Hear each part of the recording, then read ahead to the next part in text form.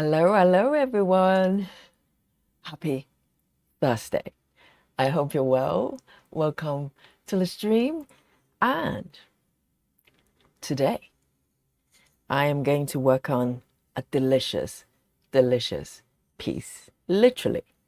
So this piece is called Vintage Baker. Oh, let me turn my sound off. We're professionals here. And this piece, let me show you what I'm talking about.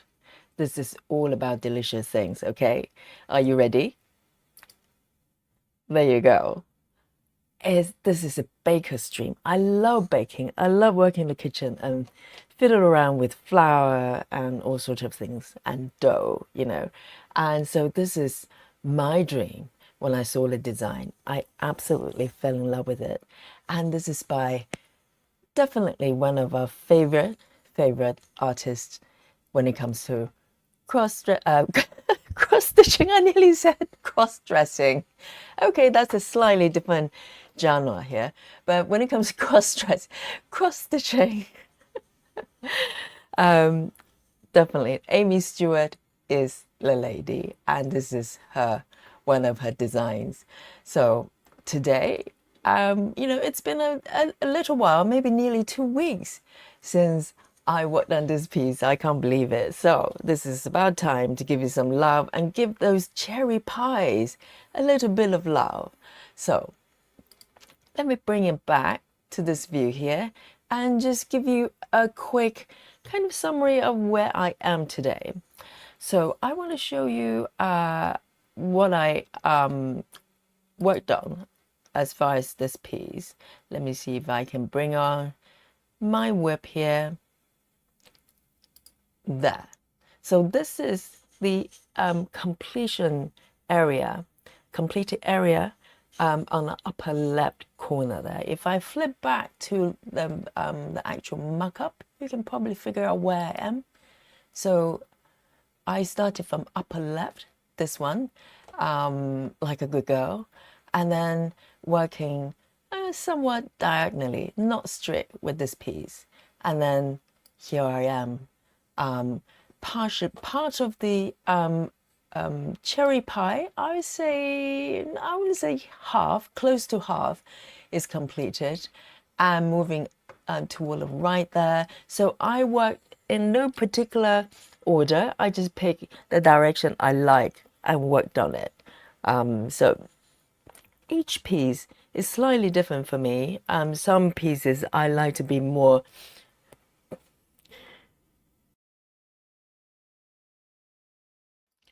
excuse me, the sound got muted there.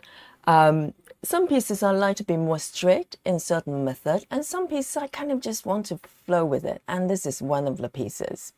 So today, instead of the cherry pie, which I worked on in the last couple of sessions, I'm going to move to the right. So if you look to the right where there's a kind of red background area, this is where the spoon is. If you look to the right, near the egg, on the toward the right side, middle right side, I want to start there, and I want to work on that little, almost like a card looking thing. I don't know what that is. There's a lovely lady baking a pie. I want to work on that area, and it looks like so much fun. So this is my plan today. I've got my Christmas pudding ready and my cupcake nearby for emergency. So, and of course, before that, we can't start without a quick update of the percentage. So this piece, I'm on nearly 10. So if you look at the percentage there, I am 9.35%. Amazing. So close to 10%. I don't know where I'm going to be by the end of today's session. And of course, we're starting from 0 stitches and see how we do today. I'm really excited because I haven't seen this piece for quite a while and it feels so fresh. So, but of course, before we do that, let's see who we have here on the chat. Sarah, you're the first one. Medal, gold medal for you. Sarah says, hello, Yogi fans. And Nikki's here as well. Hello, good to see you. And she says, hello, Yogi and chat. And Heather House is also here as well. Heather H. We have multiple Heather, so we need to make some distinction there. And who else? Suzanne is here as well. Hello, Suzanne. And Woo Woo is here as well. Hello, well done for making Tula's dream. And Rose is here. Hello, Rose. And Gritty. Hello, Gritty. And Stitchy Fiber as well. Hello, hello. And Susan Chamberlain. Hello, Susan. And Caroline, is it what is pronounced? It's written slightly differently. I'll get it right one day. And she says, hi, everybody. All your projects are lovely and colorful. And thank you so much. I love them all, love them all. So please don't ask me which one is my favorite. It would be a very painful, question to answer. And Kelly as well. Kelly's quote plus. Hello, Fran and Stitches. Leslie is also joining us. She says, hi all. This is one of them. She says, this is one of my webs. I don't know how I'm going to be able to concentrate until I get home from work. You are still on the way from work. Safe journey. And once you're there, definitely, it's my order that you report back to us. And gold medal from Nikki here. And so let's start. So this piece, this is 25 count and single strand 1/1 full cross today, full cross. And let me zoom in here. And I'm working with DMC floss as well. So I've got my needle ball on the right there waiting for me. And I'm armed with my floss organizer. So there you go. So today I finally dug into my computer and found my the template for my organizer, the floss card. So I posted on our Facebook there. So if you haven't joined our Facebook, we have a group. Definitely come to join us. So the link is in description, and if I remember, I'll try to remember, I'll post it in the chat as well. But I want to start to dive into this piece today. And so this is the spoon area that I was referring to. Let me bring up the little mark up there. If you look at the upper right, where the egg is, this is a little bit of the egg emerging there.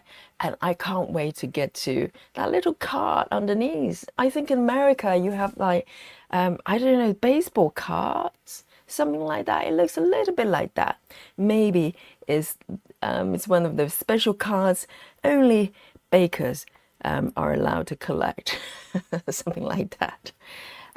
So I'm going to start here and start filling this area here. And in terms of the method of choice today, I've got a whole bunch of part threads here from previous session. I can't even remember when that was, but I'm going to start to clear off these part threads one by one, and then I'm going to do no parking today. I'm going to do cross country.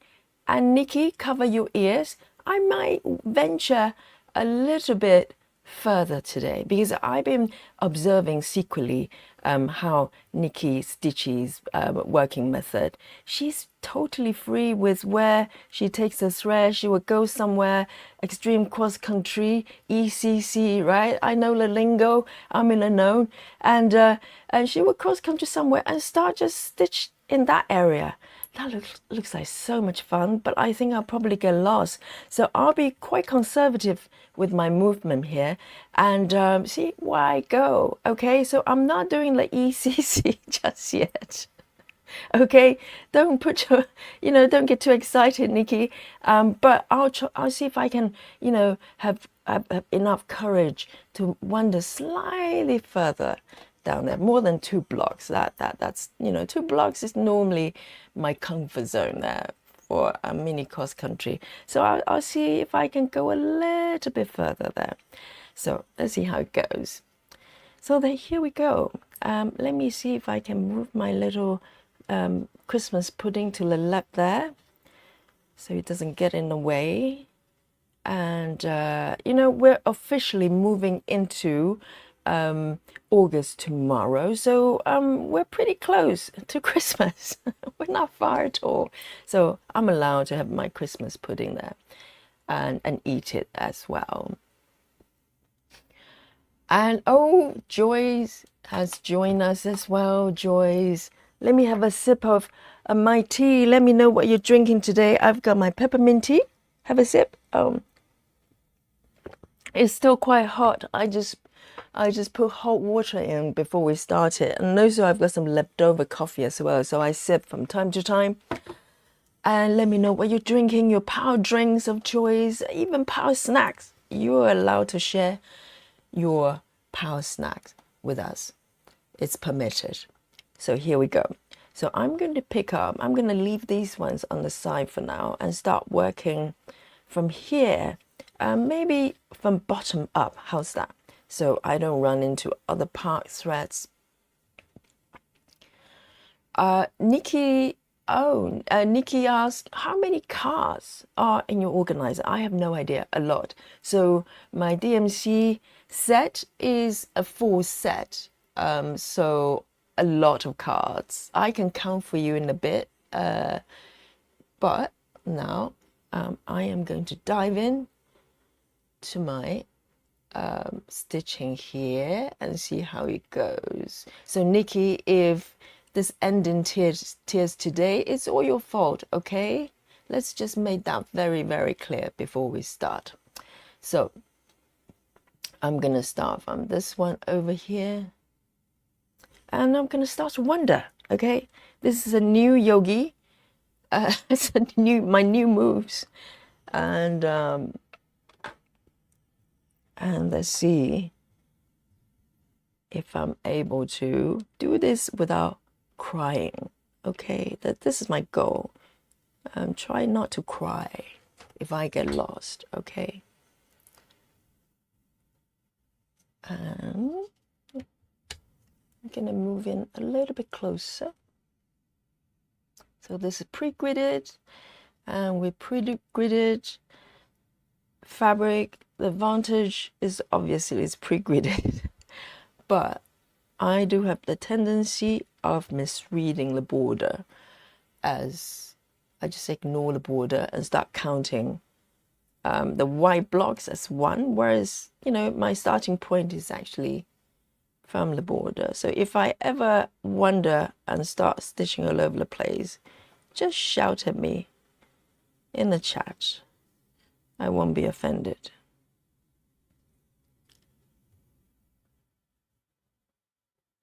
So first 3 stitches, I'm going to be pretty free about it. I keep saying that, but I get really nervous. I get very nervous. And these colors are so beautiful and so bright. I love this piece, absolutely. And let's have a look.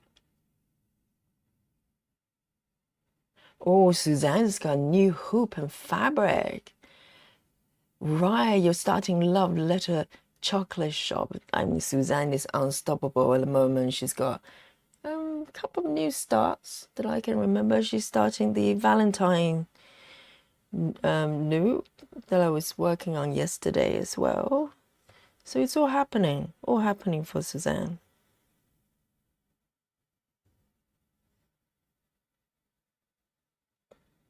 Right, 1, 2, 3. It's worth counting. It's better safe than sorry. Why don't I move these part threads over there like a professional so we don't run into them? We're pros here.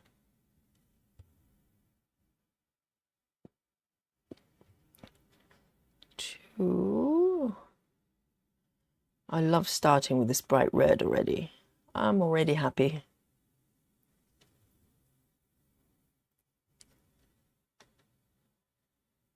You know, I totally live for these bright colors. I know a lot of pieces, they've got, you know, I've got a couple of pieces with quite earthy tones as well, you know, like dry flowers, etc. But, you know, there's some pieces, the finish when it's completed will be absolutely gorgeous, but the colors are so monotone.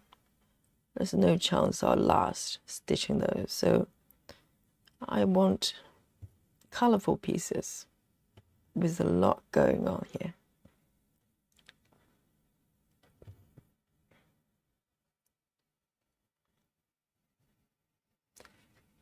And Suzanne is drinking bubble water here, and Heather H is drinking tea and butter tart. How dare you! Heather's got butter tart, everyone. Alarm bell has gone off. Yes, how appropriate for this piece. You know, it is all about baked goods. And now we have butter tart. What is a butter tart? Has it got stuff? Like inside the tart or on top of the tart. Tart is open, isn't it? Open pie. So is it like a layer of butter?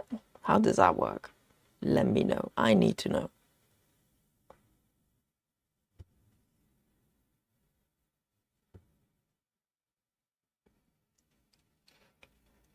Salita is here joining us. She says, hi, Yogi and everyone. Oh, Kelly definitely is. Kelly knows what butter tart is. She says butter tart square. My God. I don't know. I'm not familiar with butter tart. I know many types of tarts, but not the butter ones. I'm learning something already, and this is only the beginning.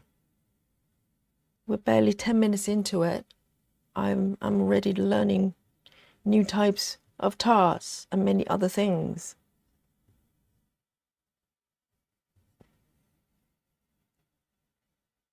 One, two.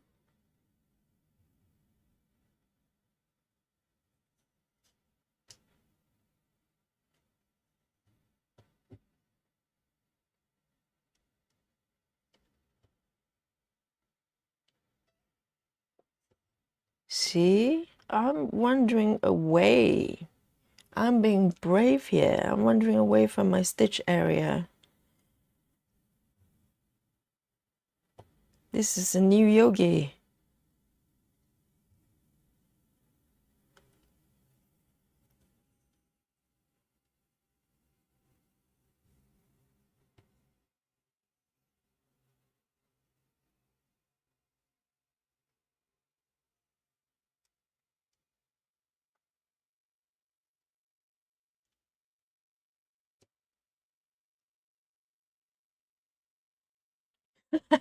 Hankies ready for yogi.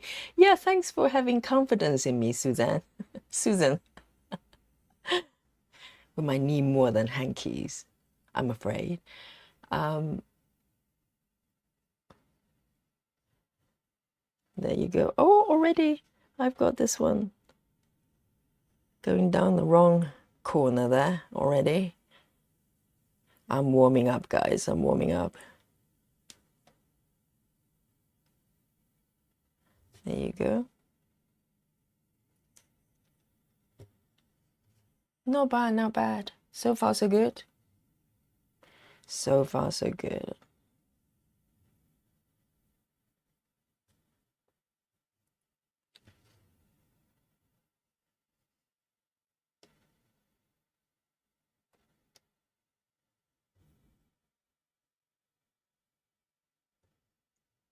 Rajao is here as well. Hello. And Caroline's drinking tea, and she say, I have a packet of Maltesers. Ooh, fancy. And I'm trying not to get chocolate on my stitching. I know. I have done it, actually. I'm notorious of eating chocolate when I'm stitching. And Maltesers, okay, Maltesers, at least you've got a bit of coating there. Whereas I have like block of dark chocolates, and you know, in hot days, the chocolate just melts in the hands instantly, and then I'll come back and stitch, and there'll be a suspicious brown stain on my fabric. But it's okay, I can just stitch over it. No one will know.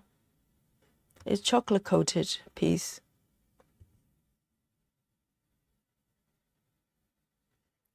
Here we go.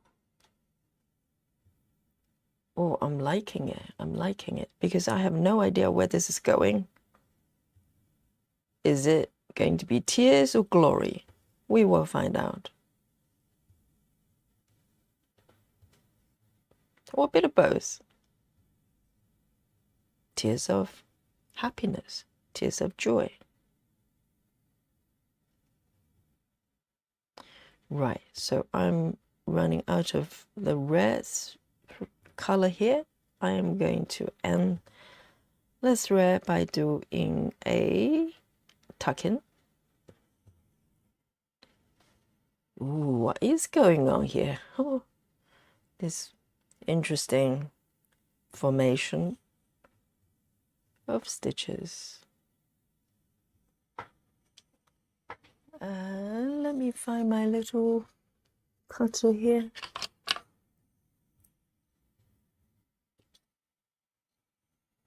Lovely. Kelly Saw is here as well. Hello, Kelly. We've got two Kellys today, haven't we? One is Kelly's, one is Kelly. Just in case you're not confused enough.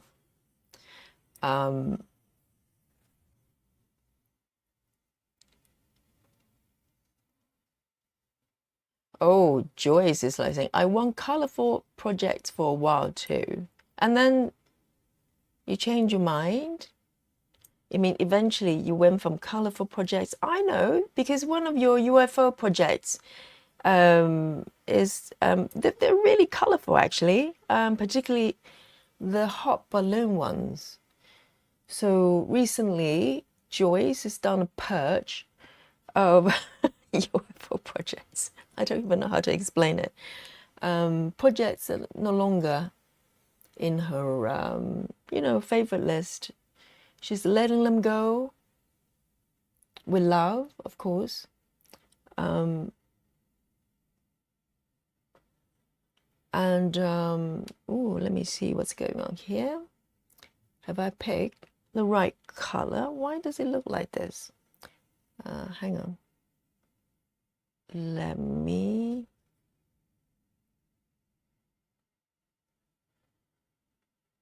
I just want to make sure that I haven't made mistakes already. So this one and that one. Okay, I am going to move cross over here. Oh, this is a little bit risque. Let's see, there. I need to make sure I pick the right thread. Oh, it's gonna end in tears. Okay. I think this one's correct. Oh, Kelly says, butter tarts are Canadian. I see. But what does it look like? Butter tarts are Canadian things like, oh, pecan. Pecan tarts without the pecan. It's like a chicken salad without the chicken. That's what I normally order when I go to restaurants, because I'm vegan, and you know, I don't go to vegan restaurants. I just go to any restaurant and just pick some sort of salad. And a lot of times the salad will have sort of non-vegan things. So I have been known of ordering chicken salad without the chicken. And just, you know, observe the waiter's face as he or she walks to the kitchen. Probably talk to the chef. That's a crazy person out there ordering a chicken salad without chicken.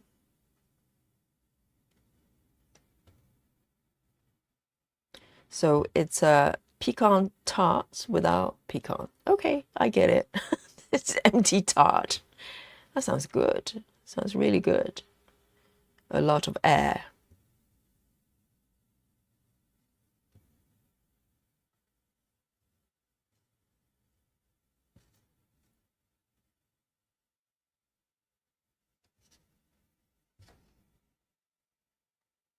Stitchifiver says, I'm still working on supersize the kitchen shelf max color. It's a very interesting looking piece, I have to say. I think I would have got it if they didn't have a lot of eyes staring back at me. That's a little bit unnerving for me, but I'm glad you were doing such a beautiful job.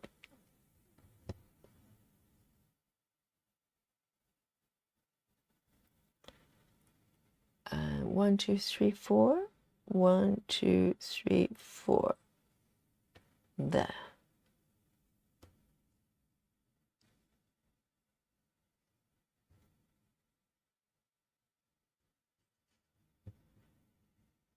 And there's one more here. Oh, I gotta be so careful.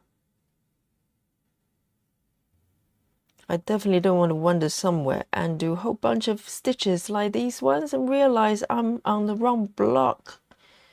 That wouldn't be funny at all. That wouldn't be funny.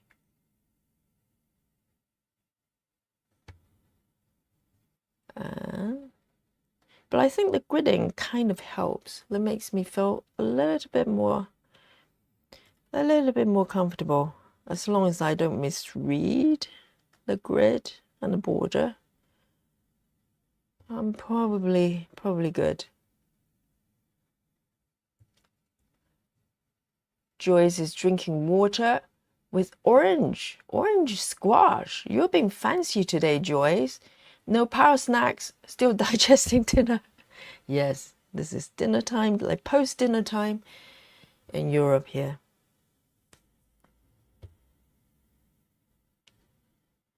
And for some of you, it might be lunchtime. Oh, this one is already, I'm already in a bit of, well, not quite trouble yet. I can snip that off. It happens sometimes. Sometimes I just kind of just catch both strands and start stitching 2 strands, which is not good.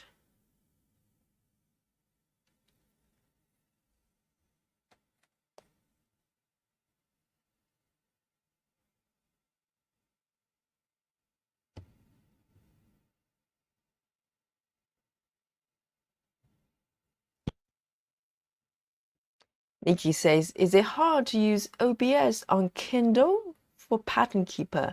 Gemma must be using a different Android device. Yes. So this one I've got because I'm more of an Apple person pretty much all my life. And so I got this Android tablet just so I could use a Pattern Keeper. And I had no idea what I was buying. I thought all Android devices were equal, all the same, because, you know, iPads are iPad, doesn't matter which model. But I didn't realize that the different makes. So I got the one I've got here is what is it called? Amazon tablet, Amazon Fire. And I got a pretty basic model here. So what I've got here, oh, hang on, I have a feeling, am I already making mistakes? I hope not. I think I've got 2 extra rest stitches there. It's okay, I'll fix it. These 2, oh yeah, they're here, hang on. I just forgot to mark it. No, it's all good, it's my fault. So here, ooh, I nearly had cold sweat there. So this particular model is, I think is Amazon HD 11. Is it 11 inch or is it 10 inch? 10 inches, I can't remember. This one does not have functionality to mirror, which you need in order to mirror it back to my Mac. So technically it's doable if you get the right model, but this particular tablet does not let me do it.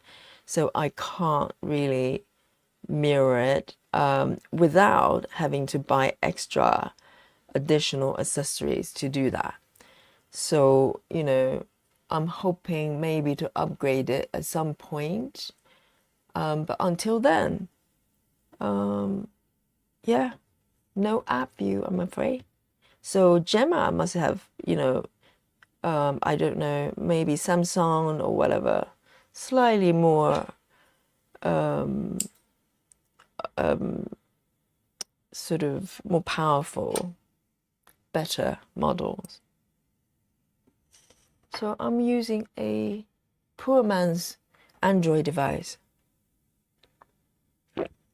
Oh, the tea is so good, peppermint tea. Kelly say the filling is made of butter. Well, hence the name. If it's a butter tart, you better have some butter in it. Margarine works fine too. Margarine is banned. Margarine is not food, okay? Brown sugar. I don't think they're allowed to sell margarine anymore because it's synthetic, isn't it? Brown sugar and egg, walnuts and raisins. Okay, that sounds good. No controversy there. So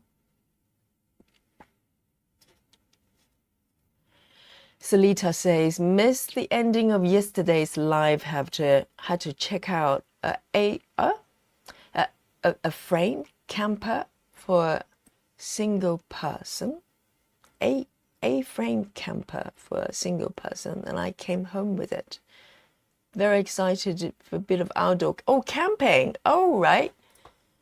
See, you can tell that I'm not familiar in the camping life. I have no idea what you just said. Okay.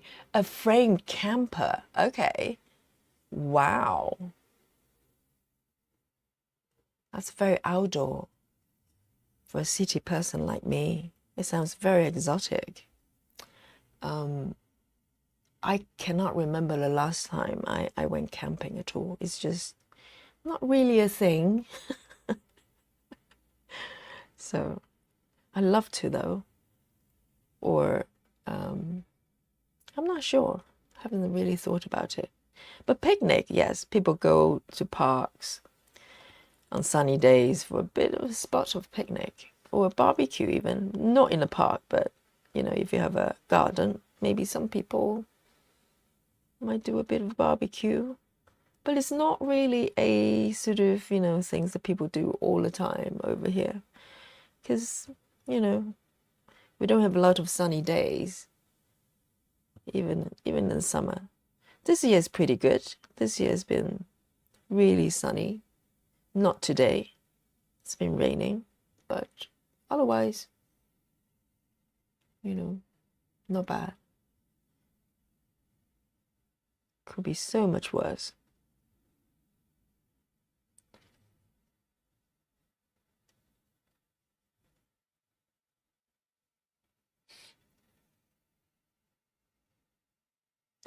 Susan says, someone mentioned you in Gemma's chat. In Gemma's chat? Oh, you mean comments? Or, yeah, I love Gemma. I hope one day she will come on here live to chat with us. Wouldn't that be great? I don't know what Canadian time is right now. Yeah, those guys in Canada, what time is it over there? And if you bump into Gemma, give her a nudge and go, come and chat. Come and chat with Yogi. She's all right. She's friendly. I love to pick her brain on her method.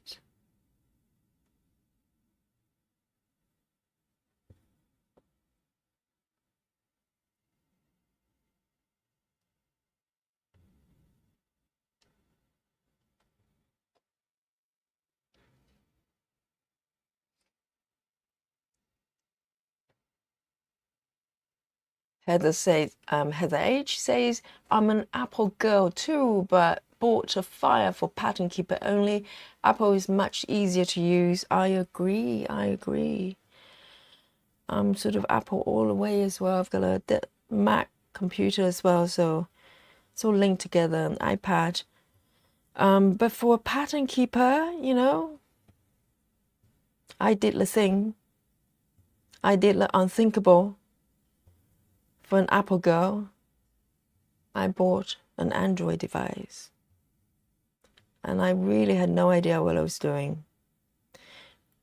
Because with Amazon tablets, you have to jump through additional steps in order to install Pattern Keeper. It's not straightforward because it doesn't come with Google Play Store.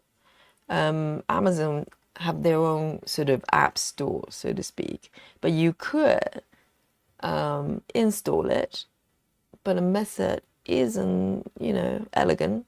It's doable. I managed.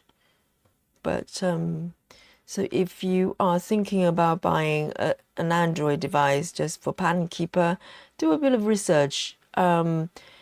Maybe avoid Amazon tablets, even though they're a little bit cheaper. I think that's probably why I went for them. I just thought, well, if I'm going to just use one app, it doesn't matter. It doesn't have to be a fancy model. But it turned out that it's a bit more fiddly if you do so. If you buy Amazon's tablet, it was super cheap though. I think it was just over £100. So I bought it in a maybe Black Friday sale as well. So I can't really complain about it. Maybe just a little bit. 1, 2, 3. 1, 2, 3. 3 over here.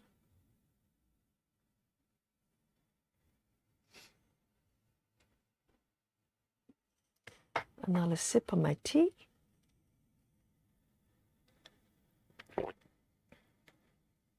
Kelly says Gemma is on mountain time. Mountain time? Wow, that sounds great. So it would be 2:09 p.m. Perfect. It's lunchtime. Gemma, if you finish your lunch, pop on here. Let's have a chat. And it's 1:09 for me and Heather in BC. Okay, so even within Canada, you have different time zones. Yes, because I know in America it's all over the place.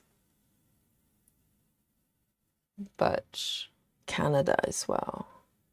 Yeah, Gemma, come on here. Bring your bring your tart, bring your butter tart. Let's have a chat. 1, 2.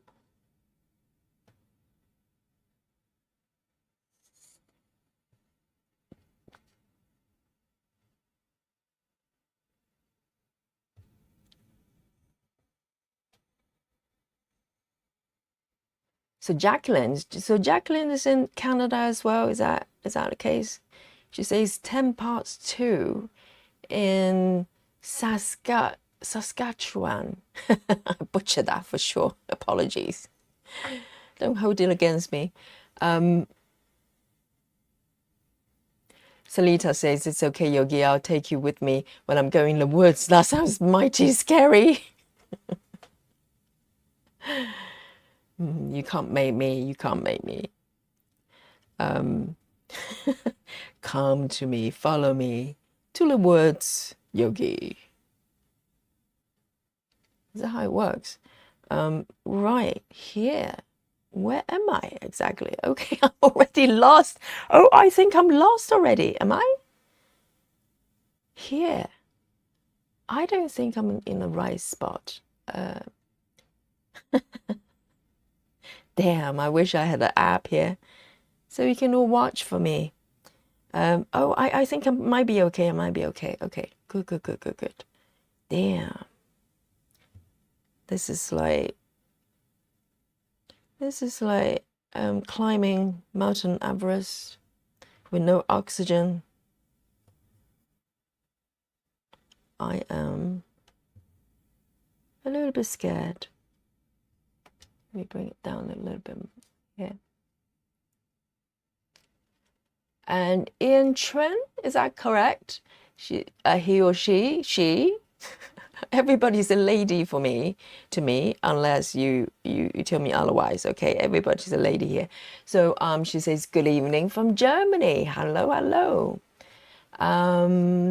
We've got Adri, sometimes pops up here talking about random things. She's from Germany as well. So There you go. You're not alone. See you in a bit, Kelly. And Viviana says hi from, where is that? CLTNC. Someone please translate. Oh no, North Carolina. Thank you so much. Thank you so much. Now I know where it is. My geography isn't so great, so please forgive me. You know, even London, we've got 6 zones, and beyond zone 2 is a lost cause for me. Okay, so you can imagine anywhere abroad is just you know, it's like outer space. Oh, I've got a bit more thread left here. I might go for a little wonder here. You might call it frolicking. I'm calling it getting lost. Okay, let's do a bit of I'll bring my GPS device. I'm wearing my helmet. So let's do a little bit of wandering about here. Oh, very scary, very scary. Here. Let me just double check. I'm actually on the right block. That helps. That really helps. Yes, I think I'm okay.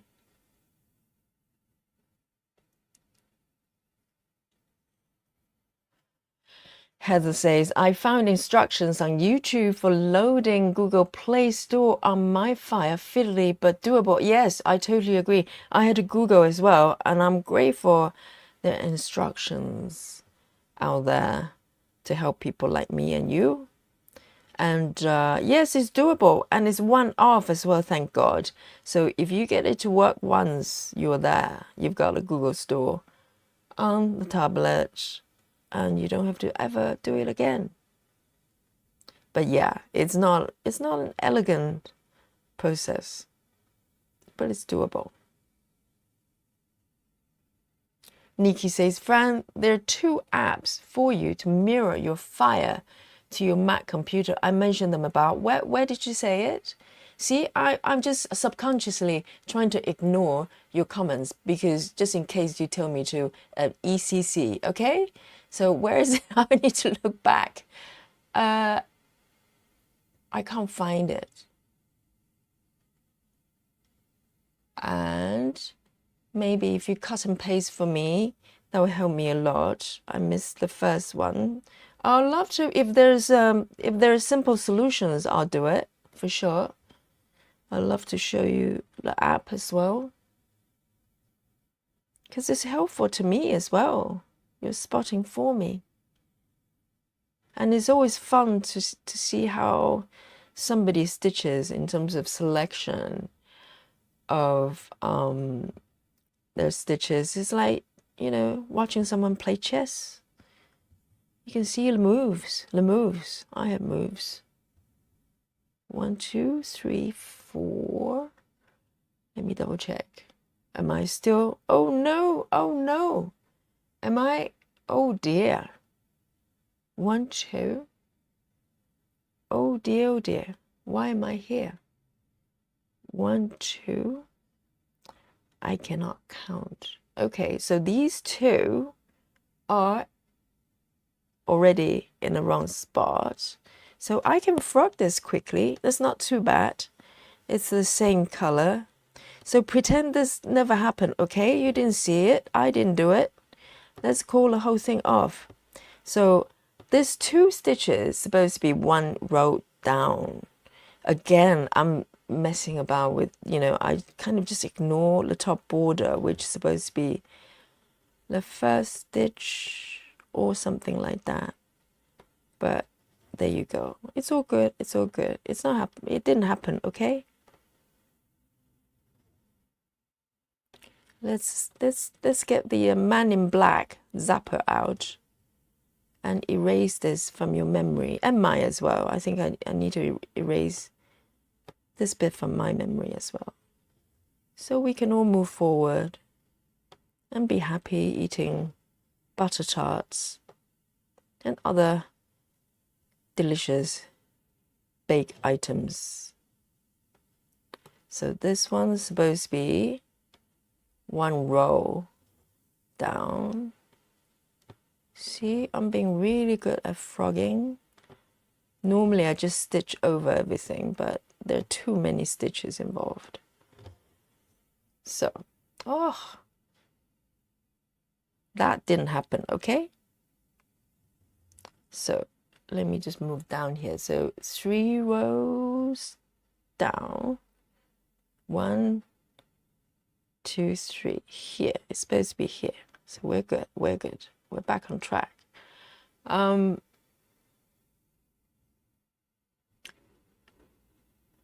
Kelly says, I just put my request to join your Facebook.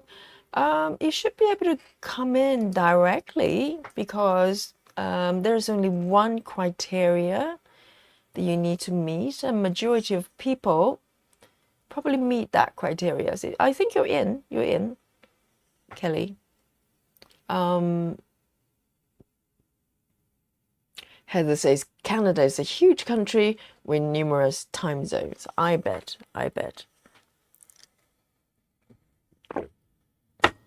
You know, in the UK, everyone is on the same time zone, but we have summertime. So I think it's in October, it changes to wintertime. So we move 1 hour. Is it forward or backwards? Backwards, because we want more.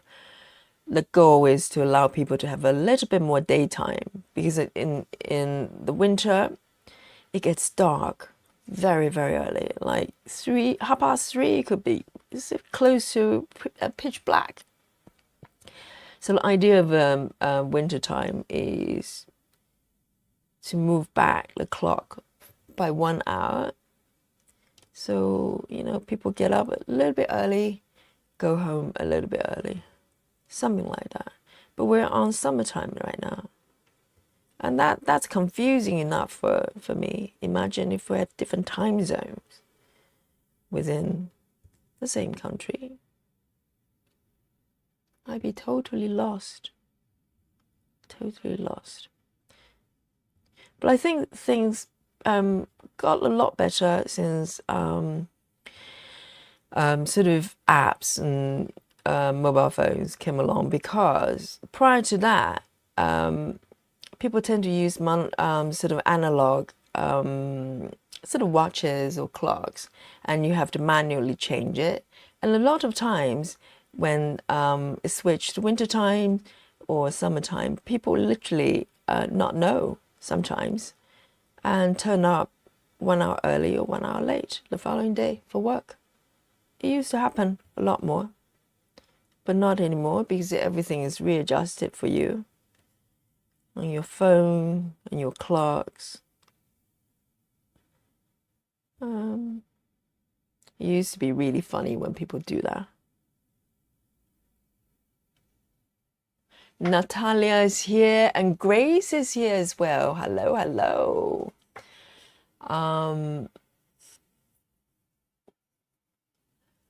Kelly says, I use Google Maps a lot. I like to know where people live when they mention it, but I'm kind of nosy. I know, you know, I still remember how my mind was blown when I first discovered not just Google Map itself, but you know that Street View thing. I had no idea that Google has been going around and taking pictures of the streets. So when I first saw it, I was blown away. Because you can literally see, you know, you can visit virtually of every street of the world. With some exceptions, Area 51 or something like that.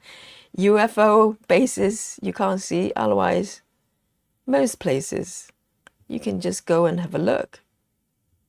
And you can see exactly what the streets look like before you visit. Or maybe you're just curious.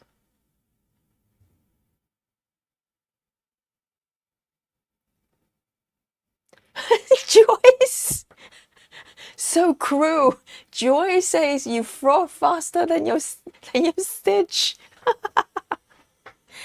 Oh, the cruelty of Joyce, but so true. I'm was quite fast. I frogged about 10 stitches in no time, no time.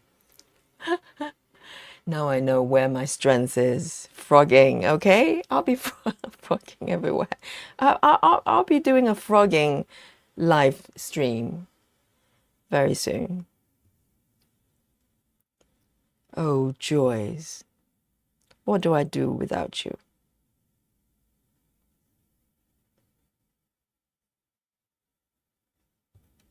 So I'm going to end my thread here.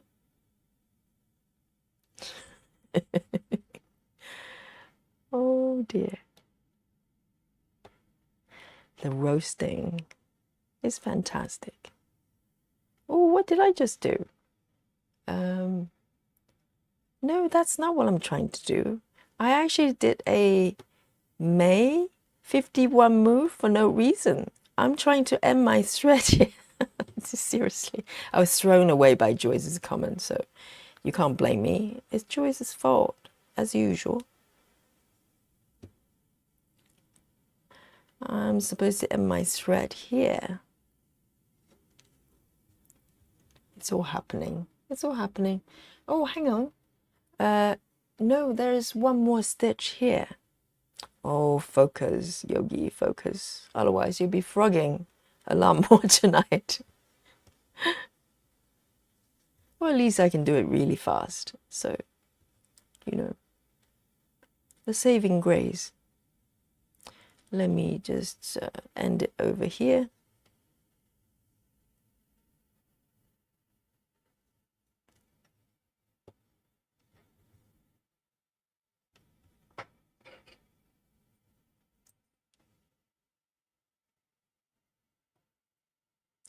Natalia says, Yogi, the project looks delicious.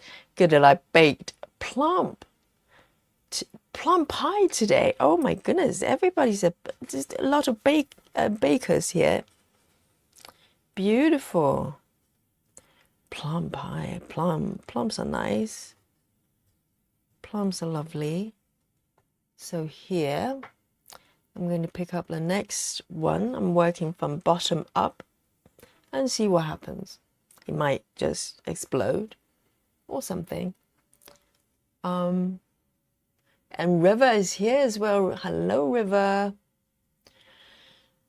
And Frankie's here as well. She says, everyone, I just posted a progress pic on Facebook. 25%. Yay. Round of applause for Frankie. You know, medals, trophies, and pies. Some butter pies, butter tarts, butter pies for Frankie, please. That is amazing. 25%. It's like quarter of a piece.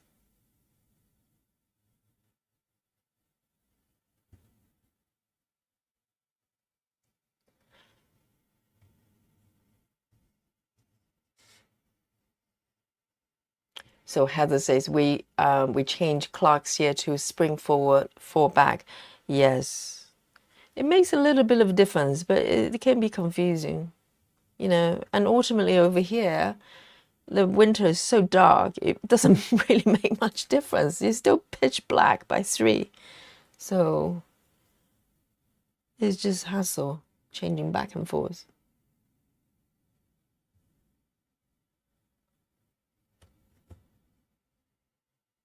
One, two, three here.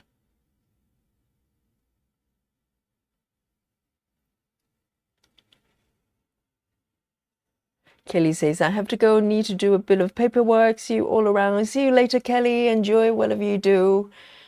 And Stitch Fiver says, I used to forget to change the clock on the boiler. Oh, you have a clock on the boiler?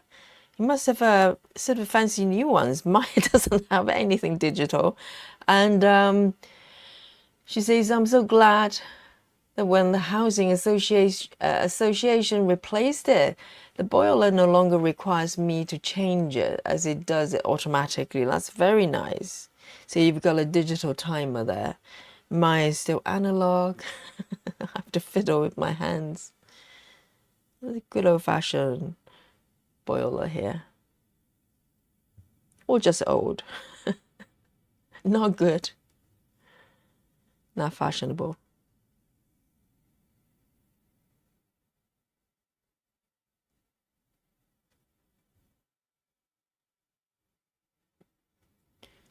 And 1, 2, 3, 4 from the right. 1, 2, 3, 4 here. 2 from the bottom. I need to keep remembering that I'm starting from the grey borders from the top and the left. Or I'll go all over the place. Okay, this is too scary because the next few stitches are over here. That is just a little bit too far for comfort, so I am going to end this right here. Don't judge me, everyone. I have my limit. I'm doing my best.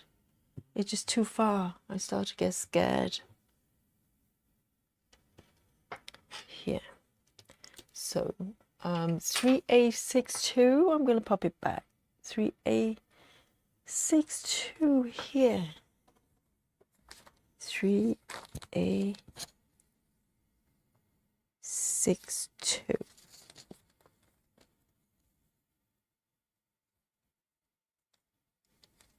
Going to thread it through.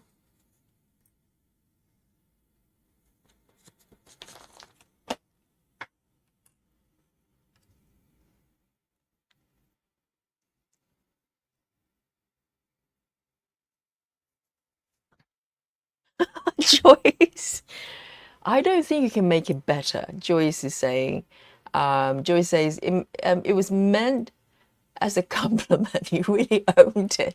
No, Joyce, you're making it worse. You're making it worse, okay? You can't fix what's already broken. It's too late. Okay, next one. Let's have a look. Double check the color. Where am I exactly? Who am I? Oh, here. Yes, got it, got it. It's all good, all good. So,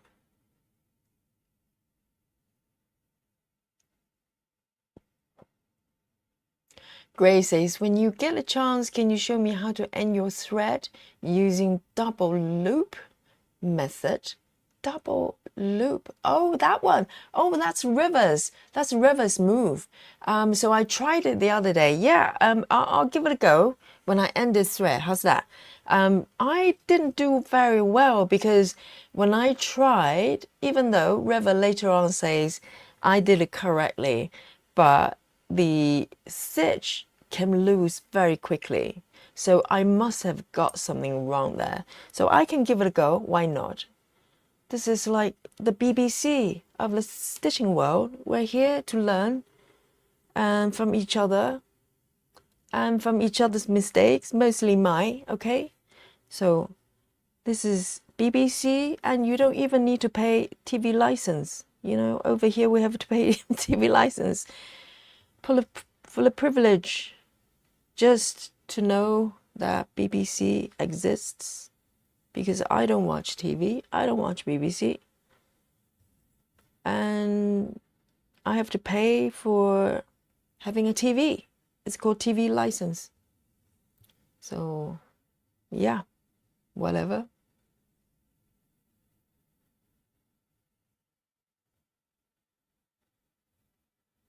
But then again, I've already paid for my TV. So why do I have to pay them for owning a TV?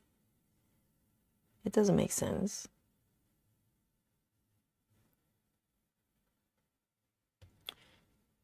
And here, 1, 2 from bottom, 1, 2, I think.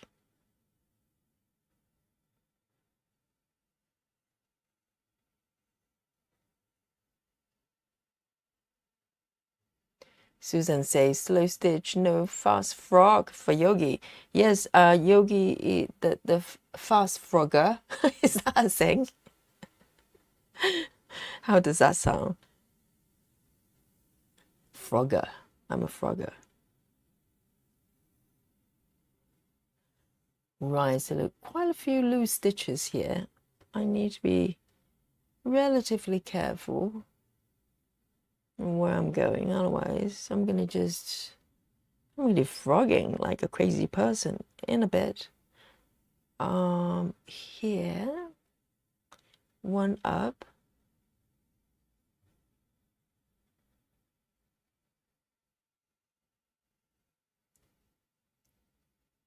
Tracy Dumas says, I'm here but watching on TV while working.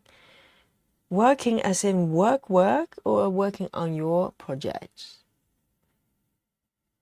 I'm guessing it's real work.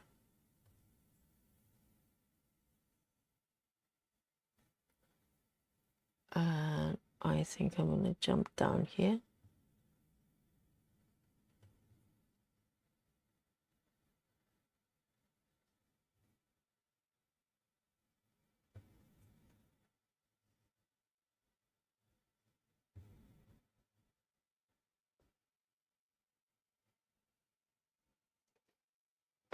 Yes, medals and pies and round of applause for Frankie. Oh, what? Joyce, breaking news, I reached 99%. Yes, you were really, really close, weren't you? You were like 95% with your piece. Oh my goodness. Do you think you're going to finish the piece live here on Yogi Stream? If you are, oh man, it's going to be celebration and fireworks.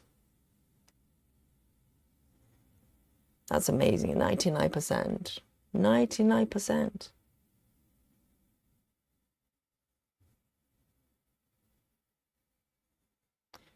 And once you finish that piece, you can play. You can stitch whatever you want.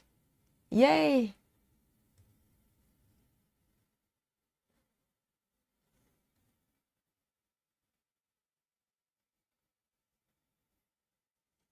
Wow.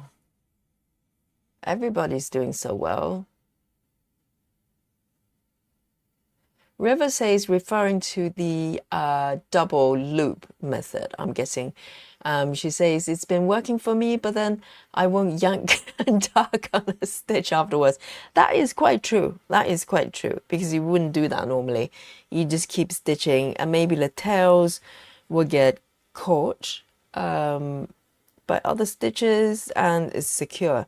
I think that this is why I haven't been using loop stitch ending too much, or single thread ending sort of loop start, because it doesn't feel very secure, at least the way I'm doing it. And also, you know, I've got other methods I feel a little bit more secure. So I think it's preferences. But I'll give it a go when I end this thread. Just, you know, just so we know. 1, 2, 3.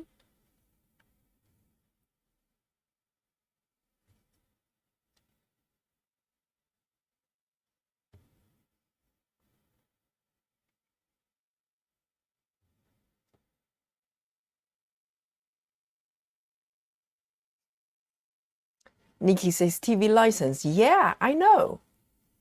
Doesn't it sound weird? You need a license to have TV. I mean, you know, I can understand if you need a license to drive a car, but why do you need a license to own a TV? But yes, yes. And it's like a thing, and it's like TV tax. We're being taxed for owning a TV. And, you know, if you tell them, well, but I don't watch BBCs because, you know, they're rubbish. So a rubbish program. And they tell you, no, just give us your money, okay? Or we're going to come and knock on your door. And you're not going to be too happy about that. I know. Nikki, you're not wrong.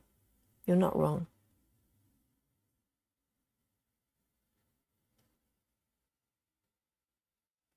Suzanne says they used to have TV license here in Sweden, but they put it into taxes instead it pays for all the public broadcasting.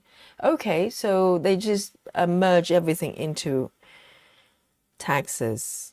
So one way or the other, they get you to give them money. Yes, I think if you pay for a TV license, it goes to BBC. It goes to, funding those people who, I don't know.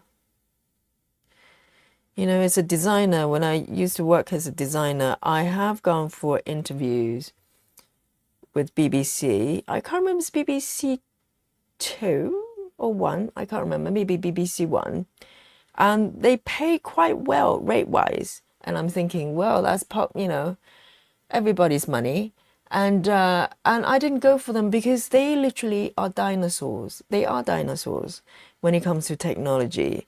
They probably waste a lot of money on manpower they don't need because they have public money. They don't care. They're not private. They have to worry about budget. They just use money and doing mediocre work. And I just wasn't interested in working for them because I don't like dinosaurs. If you work in technology, you think ahead. You think like a modern person. Otherwise, what are you doing here? 1, 2, 3, 4. So, I know for a fact that they're using the money very liberally. They have no worries. No worries, because they don't have to earn it. Hello, Dolly. That's my cat. Dolly's here for a visit. Okay, I'm going to do the last stitch here. Okay, Grace, are you ready? Everybody, are you ready? I'm going to do a loop ending here, or attempt to. And River, watch this and let me know if this is the way you do it, okay? So I'm going to come up from bottom left here. So I'm trying to stitch this one on the edge here and end this stitch. So I'm going to do a normal loop, so a normal first leg, bottom left to upper right here. So that's normal. And then I'm going to come up here from the bottom right. And as I'm completing the second leg, pull out my thread here, putting the needle back in to create a loop. So far is a normal loop, right? Loop ending. If you don't know what single loop ending is it looks like this. Second leg, creating a loop. And then I'm going to come up from the other side, diagonally, the other corner, and put my needle through this loop. So normally you put the needle all the way up, that would be a single loop ending. So what River is suggesting is to make it more secure. I think that's probably the reason. You pull it through once without pulling all the way, come back again. I'm going to come back again and put my needle through and loop the second time. So here, I think for me, it could get a little bit hairy because things could get tangled. But I'm going to pull very gently to create a knot that it normally forms. And then, as I'm moving toward the upper left here, and then put my needle down as I'm completing the second leg, like that. So far so good. I think we can always try anyway. So normally you will end your thread here. So if you don't go back and try to move it, it will probably be fine. But let me just give it a little wiggle to see how secure it is, okay?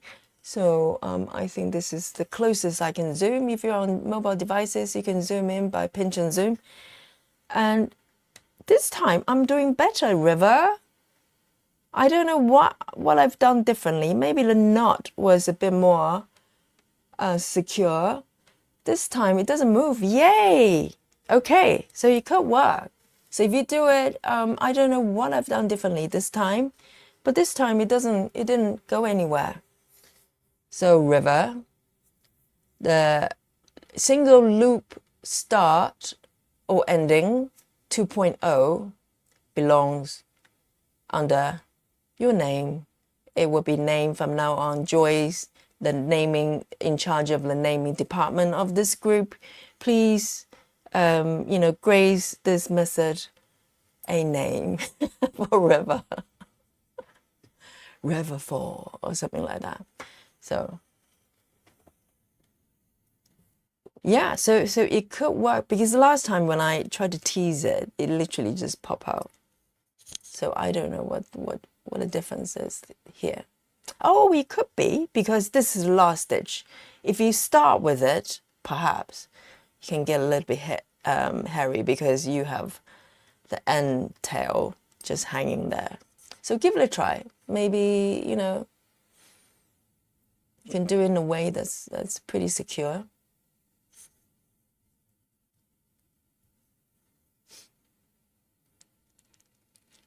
Frankie says my 25% pale in comparison. No, 25% is no joke.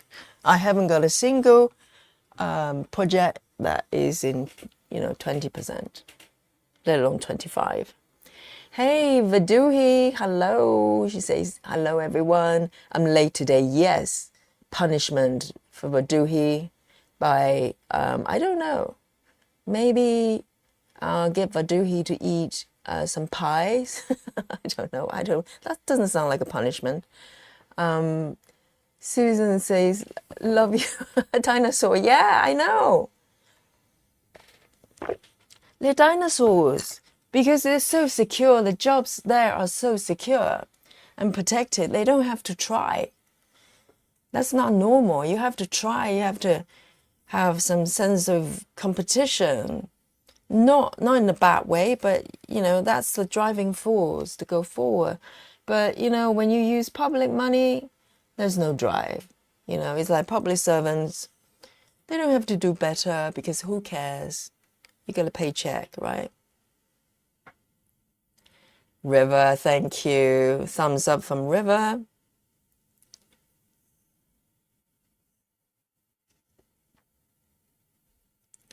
No problem, Grace. We're here to learn. We're here to learn.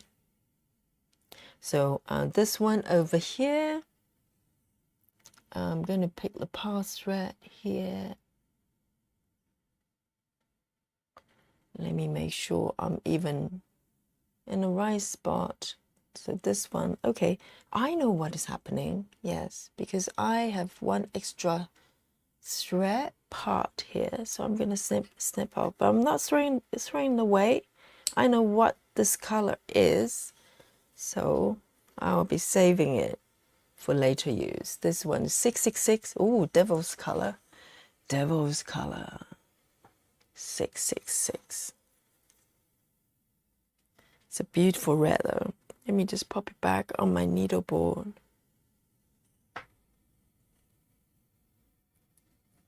Here.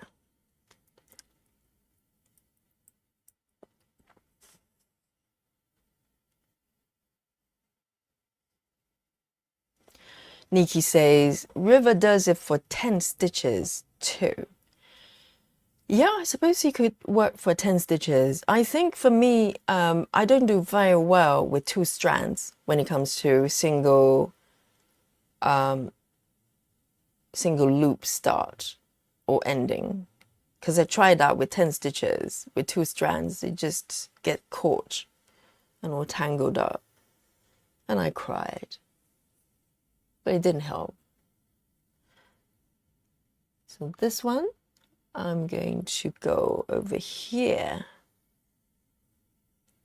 310.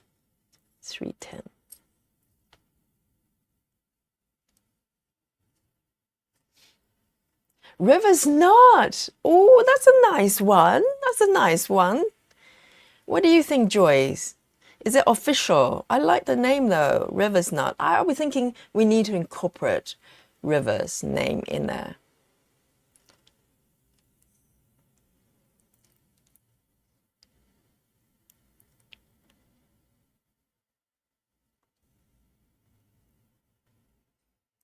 So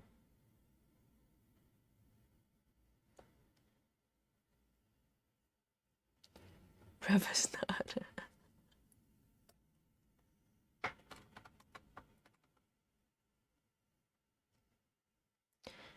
So from this one, there are only few stitches here. Susan, well done. I like the name.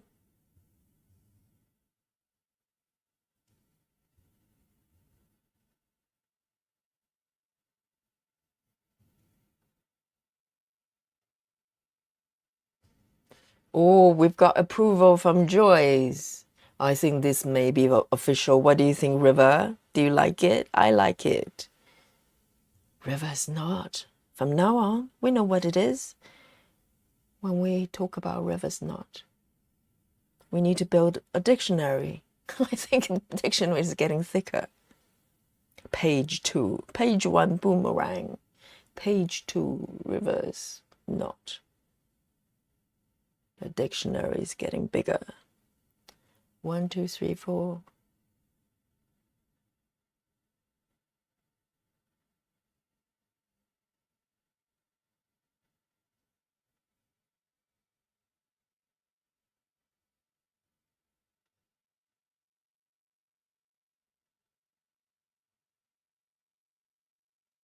Three stitches over here. Or I might wander a little bit further down here. I'll try not to fall over. 1.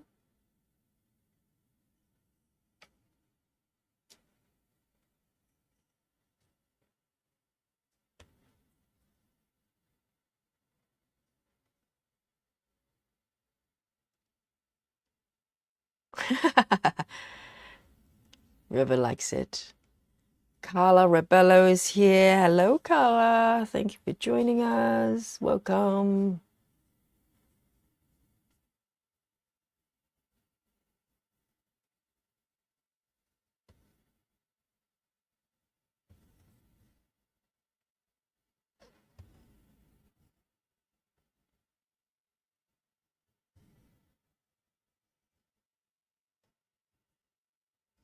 Suzanne says, I just realized I'm doing Field and Frolic. You mean you didn't know? You just automatically start fielding and frolicking? That's amazing. Spontaneous fielding and frolicking is happening there where Suzanne is.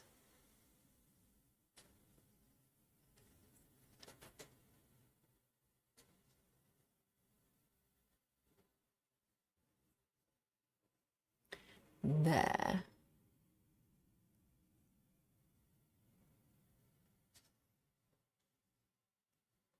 One, two, three, four. 1, 2, 3, 4.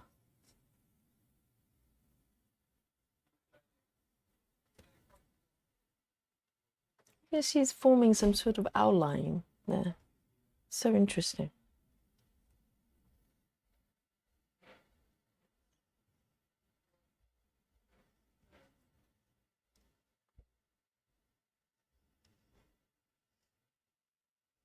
Stitching Oregon is also joining us. Welcome back.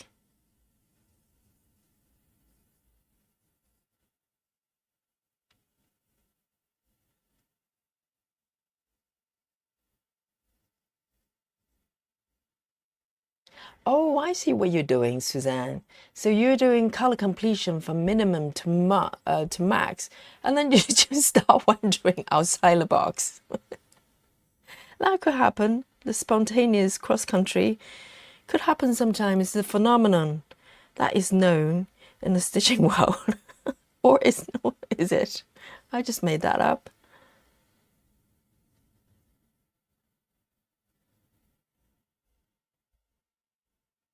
Two here, 1, 2. Whoa, I'm like going a bit far, and I'm getting scared. Let's see. These are few quite far away from each other, these stitches. 1, 2, 3, 4. 1, 2, 3, 4. Oh dear. I don't know if I should go any further.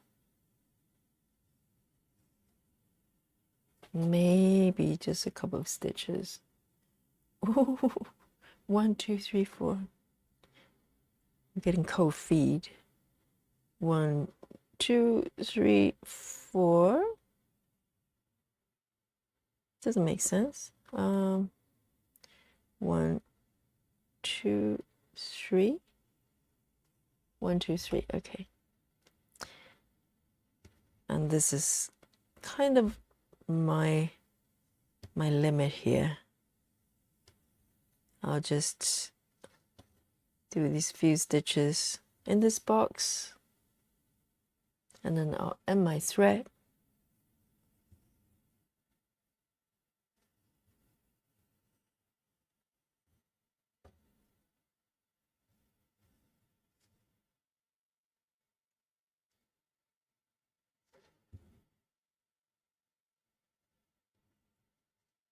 And I'll end right here, even though I still have a little bit of thread left. Quite a lot, actually. What am I talking about? Yes, so I am going to end here and not wandering too far away that I'll need GPS device to find my way back.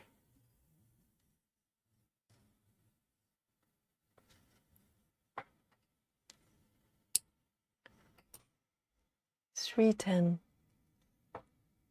And let me take a sip. Oh, I might go for my cold coffee here.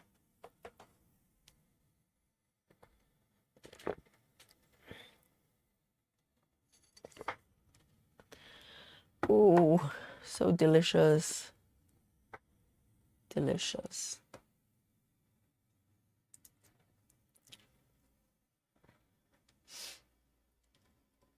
Oh my goodness, hang on.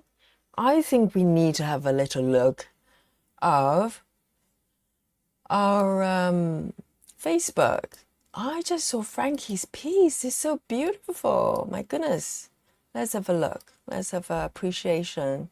I don't know whether Joyce wants to post her 99% whip so far from to look Facebook right now, so we can have a look together as well. But let's look at Frankie's piece. My goodness, it's so pretty. Hang on a sec. Let me set it up. Oh man, it's very, very pretty. Hang on. Let me see. Where are we?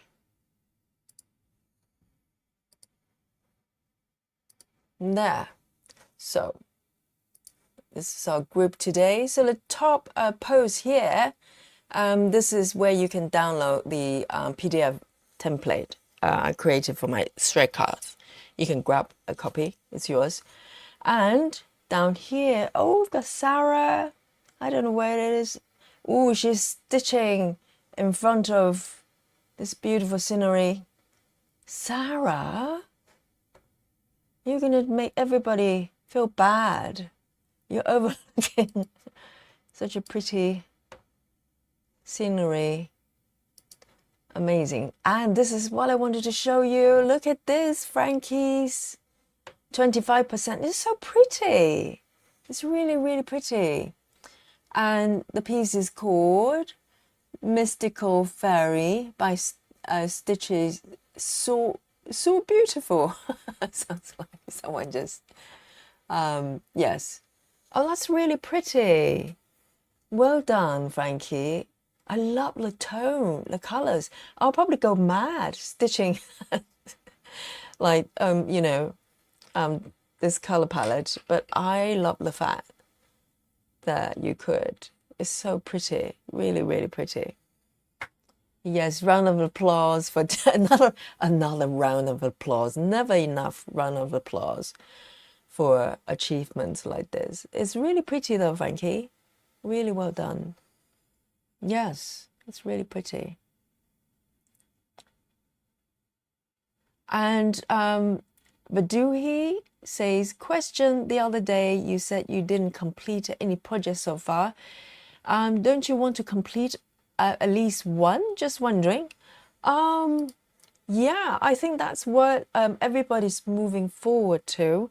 But will I be gutted if I haven't? No, because, you know, each session I'm doing, for instance, here with you, I enjoy it. And that's, you know, my sense of joy. And eventually, hopefully, it's going to move toward completion. And I'm happy with that. While we're here, why don't we have a little look as well? Carla's piece as well. So this is the mock-up, correct? This is Kim Jacobs' piece here. And this is where Carla is. If she's just started. New start is always exciting. Well done. Well done. Oh, I love this as well. Apples piece, single color cross country. It's similar to what Nikki's doing, right? Pick one color and pick an area and just keep going. I'm fascinated by this way of stitching. Whoa, look at this piece. Is that Amy Stewart as well? I think it's Amy Stewart as well. The color is just crazy. It's beautiful. That's very Amy Stewart. It is Amy Stewart. This is our new joiner in the group. She looks so happy. This is what we look like when we're stitching, right? Just picture of happiness. And this is from Linda. It's gorgeous. Beautiful, everyone. That is so nice. That is so nice. Well done. Fascinating. So everybody has got different methods of working.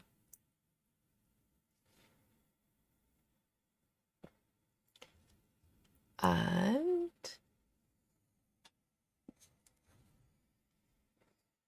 here we go. The next color. Where am I going next?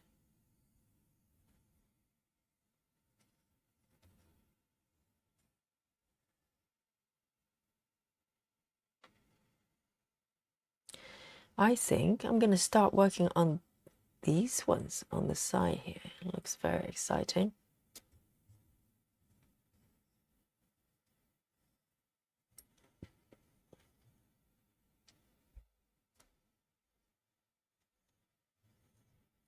So just make sure I pick the right color.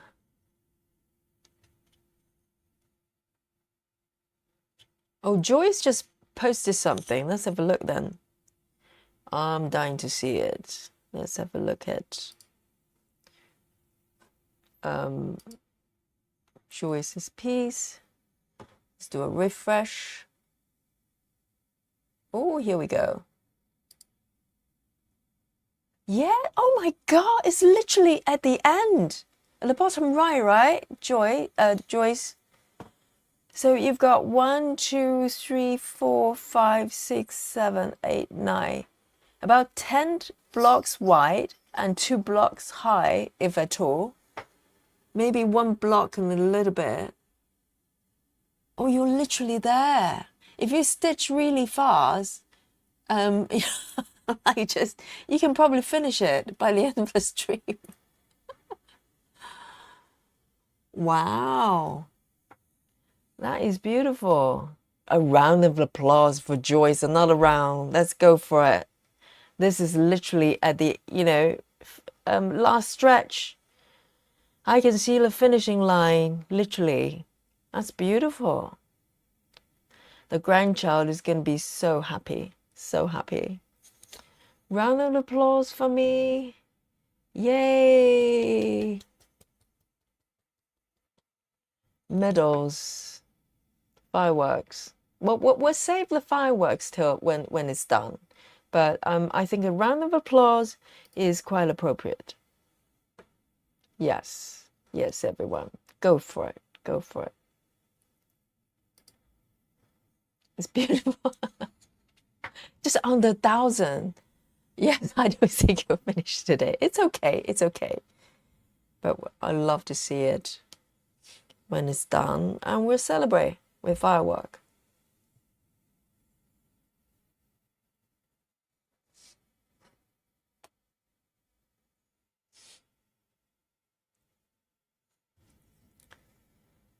It's quite an accomplishment because, you know, in when we started the group, when Joyce posted, I remember the first version, you know, it was kind of one, maybe two-third into it, and it hasn't been that long. It's been like 3 weeks, and she's at the finishing line. That's amazing.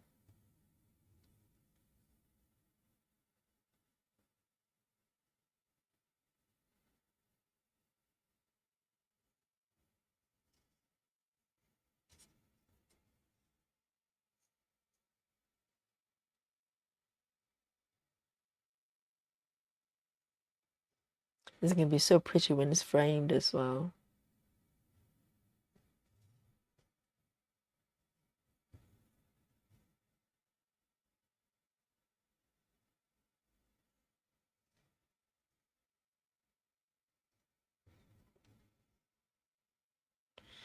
Yes. Big round of applause for Joyce.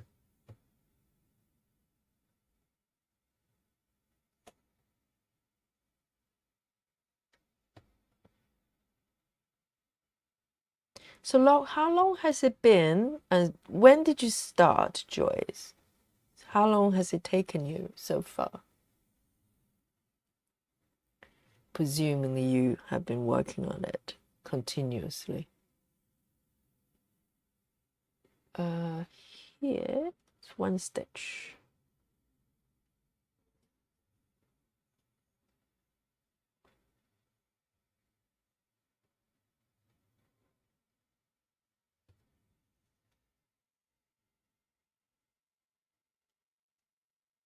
I think I'm going to end my thread here because there's no more stitches of that color.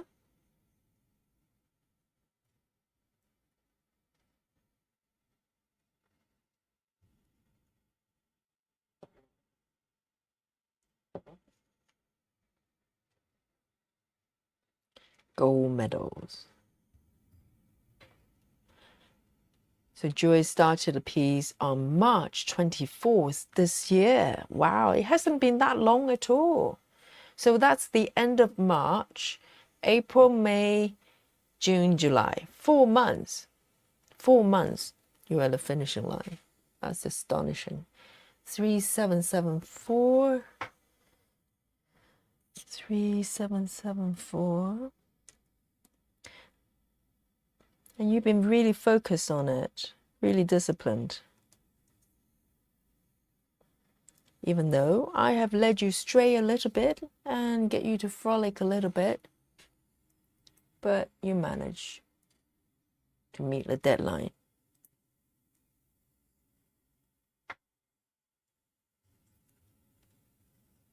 And that one next. I'd like to take a sip of water here. A bit too much excitement here. Have a sip of water.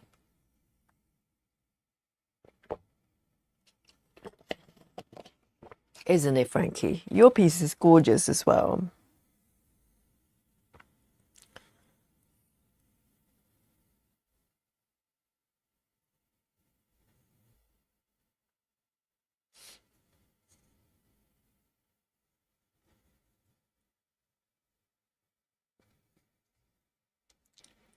Get down a little bit.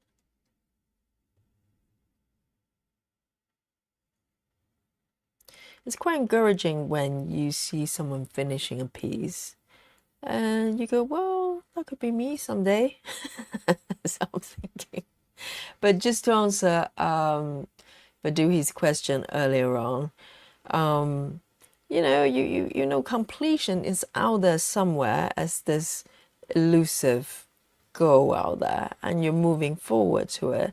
But you know, I'm not so much driven by finishing as in 100% sort of completion, I kind of have sort of mini milestones in my own mind. For instance, if there's one element of the design that I'm particularly drawn to, I want to kind of stitch that area. So like this area, you know, the little card here, that makes me very interested. So, you know, if I get to finish this card image, I'll be very happy. For me, that's a sense of completion.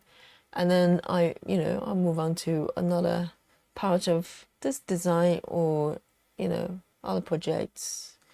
And I approach them pretty much the same way. Because it's all about the journey, isn't it? It's not, completion is great, but once it's completed, you have to find another thing to complete. So, it's that stitching process that's what I'm drawn to. 3064. 3064. Let me park it back on the board.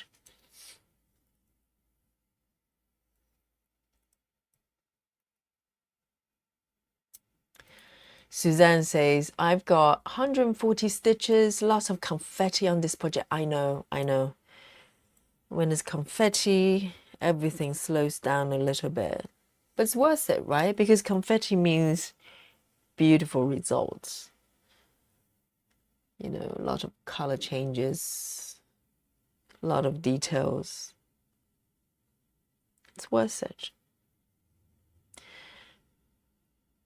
By doing heaven and earth designs, we basically, we accept the challenge. We're here for it.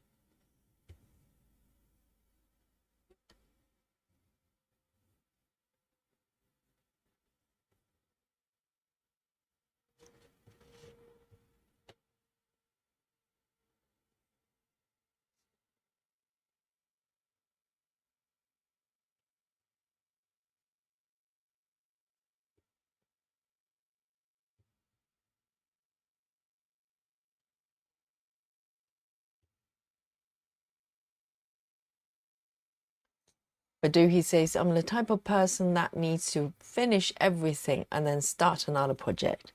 You're monogamous. Is that what you're saying? Not for very long, Most people come into the group saying, hey, I only stitch one project at a time. And within a week, they're getting 5 new whips. Okay? Just saying. Maybe you were different, but... And it's fantastic if you're, if that's you. Brilliant. 1, 2, 3, 4. Joy says daily average is 782 stitches. There were only a few days I didn't stitch on it at all. Wow, that's a lot as an average, particularly you're doing full cross as well.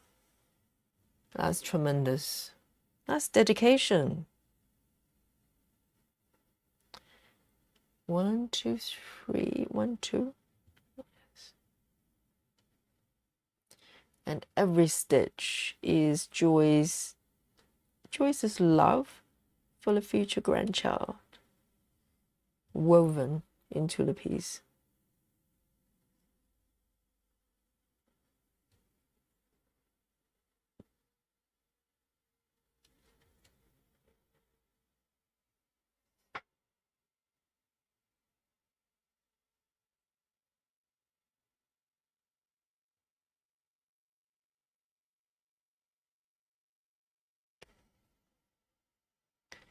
So everybody, listen to Vaduhi, okay? She's officially saying that she can only work on one project at a time. And, she says, I can't have multiple projects. That gives me anxiety, okay? Let's take a screenshot of, of this comment. And then let's revisit, the situation, review the situation in about, 3 weeks' time. Let's see if that still holds true. Let's see how, let's see how it goes.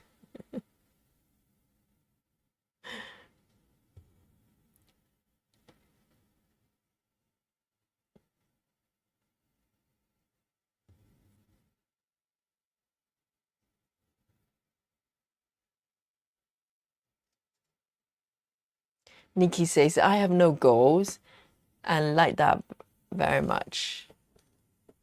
Yeah, I think you're very much a journey stitcher as well. I'm a journey stitcher. That's a new term I just made up. I think it's a reflection of personality as well, in terms of how we approach our stitching. And there's no right or wrong. But I think there are a lot of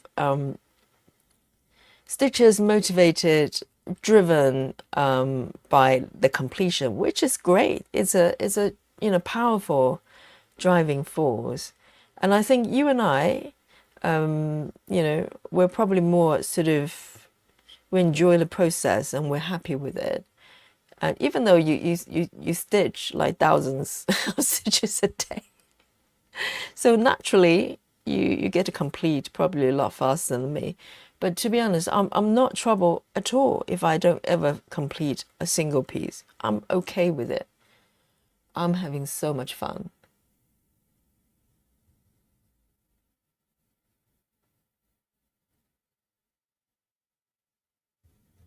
So we're all different, and it's all good, all good.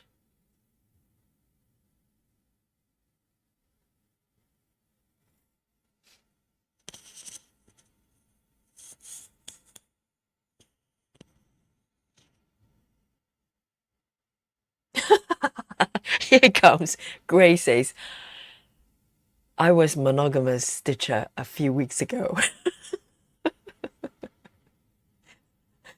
Okay, there you go. Live testimony on Yogi Stream. I know, I know.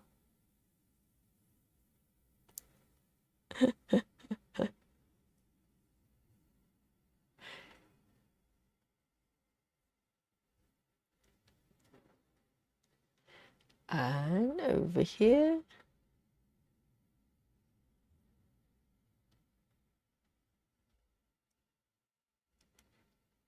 Oh, Gritty says,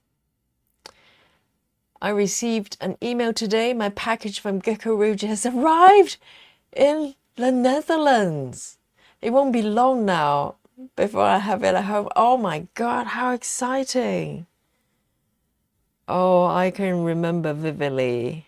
Gecko Rouge is in the UK, so they didn't have to ship to another country, but still, I remember I was tracking the package. I can't remember which company, maybe FedEx. Yes, I think it was FedEx. I was tracking the package like every day to see where it is. It just couldn't get faster. Oh my God, you're going to be so exciting. You're going to be so happy when you receive it. They're great with their the whole packaging. I trust that you pick the gift box version and it's so beautiful. They come with pink ribbons. And did you pick a needle minder, like the matching one or the mystery one? Because you could pick, they will make a needle minder that has the same design as the pattern that your kit is, or you can pick a mystery one which they pick for you. I picked the mystery one, and let me show you. I think I showed my needle minder. Well, I don't want to call it collection, but I picked a mystery one, and this is the one that came with me, a little cat, which I'm very happy about. But generally, I don't use it because it's too slidey for me, but I just like it as a design. So there, it's full of surprises. Ooh, I can't wait. I can't wait for Gritty.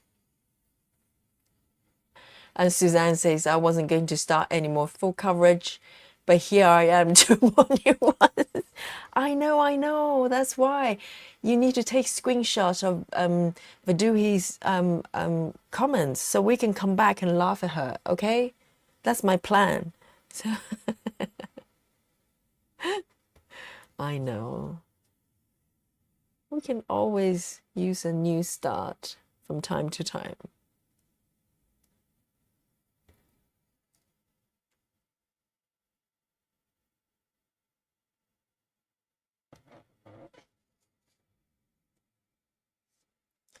Joy says, I felt that with this project, the confetti works differently.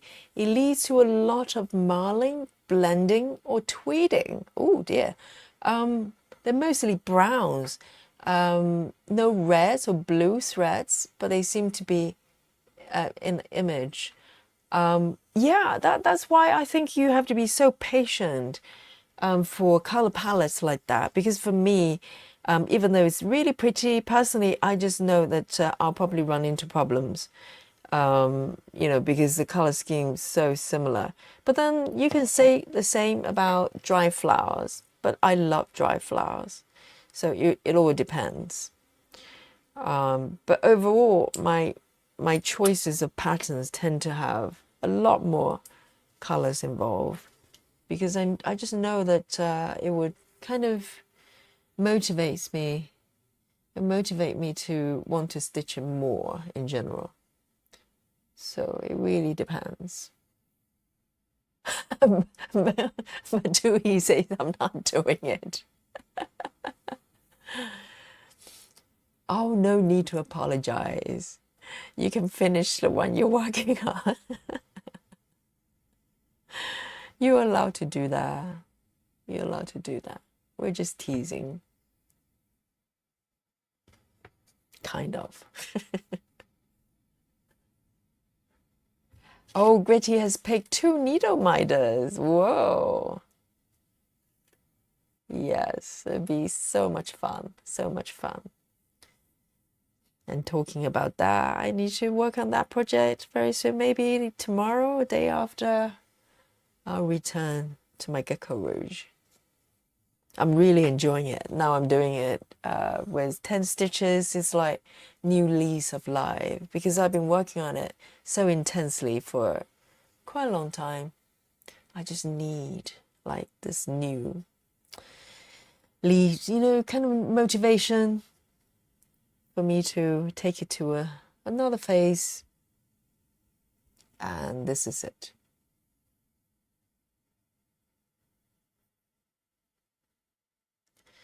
And this one's got a few stitches flowing to the right there.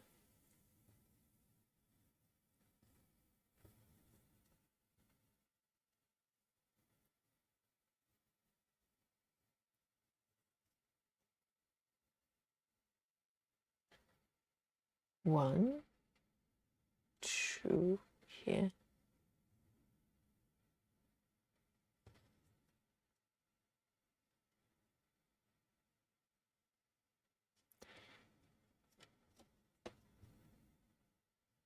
Two here.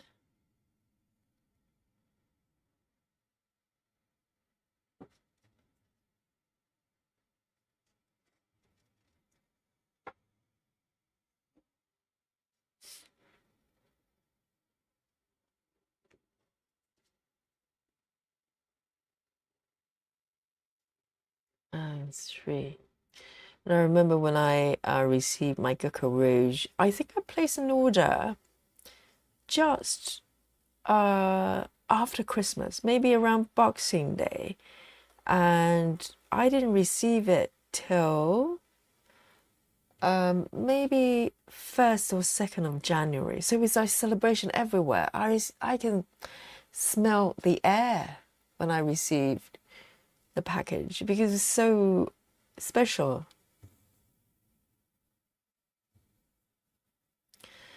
I still remember the excitement.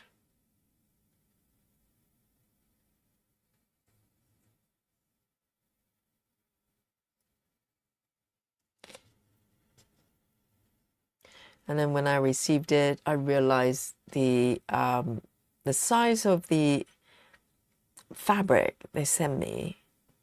So the kit includes everything, the floss, the fabric, the pattern, etc.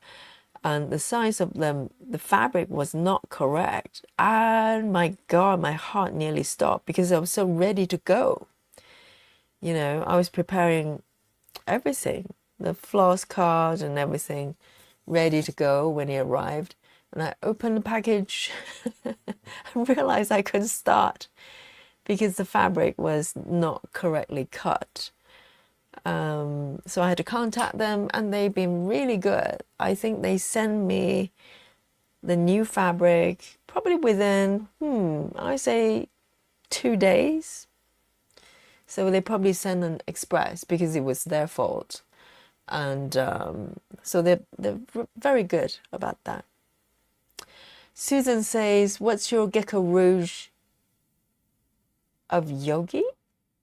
Do you mean which piece? It's a piece called, it's a piece from Colin Thompson. I can show you the mock-up. I've got a mock-up here. Let's have a look. I might stitch it tomorrow, actually. Now I'm itching. Now you mention it. Now I really want to stitch it. Let me move this one off. My Colin Thompson Gecko Rouge piece. There you go. I think Gretty's heart just skipped a beat looking at this mock-up. It's beautiful. It's beautiful. It's got so much going on, and it's quite big. It's bigger than Supersize. Heaven and Earth Supersize is bigger than that. It's got like 800,000 stitches or something like that. So that's my piece. Oh, I need to get back to it tomorrow. Now I know what I'm stitching tomorrow. So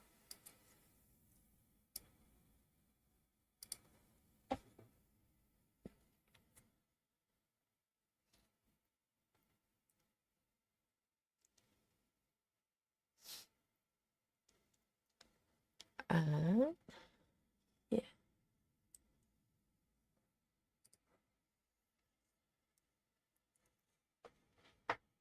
Let me have a sip on my coffee.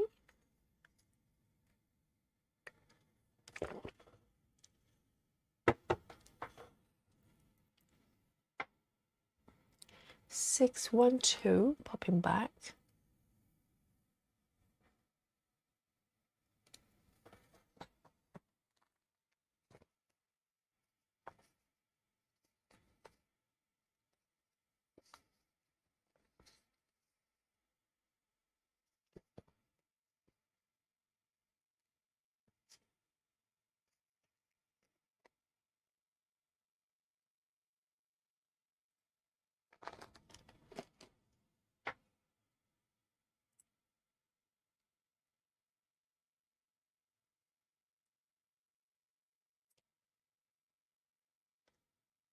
Susan says, wow, I know. That's what I thought when I first saw it. I just fell in love with it. And I kept going back and forth in my mind because the kit itself, it's quite costly. I think it's worth every penny, but, it was a lot of money. And Gecko Rouge, they don't sell their patterns. They do kits, so it's all or nothing. So, I had to make a decision. And I think I'd kind of just step over a decision quite a few days. And at one point, I was so close of thinking, no, I'm not going to do it. That's crazy. And then, it will come back to haunt me a day after. And finally, I gave in. And I'm so glad I did. It's beautiful. Absolutely beautiful.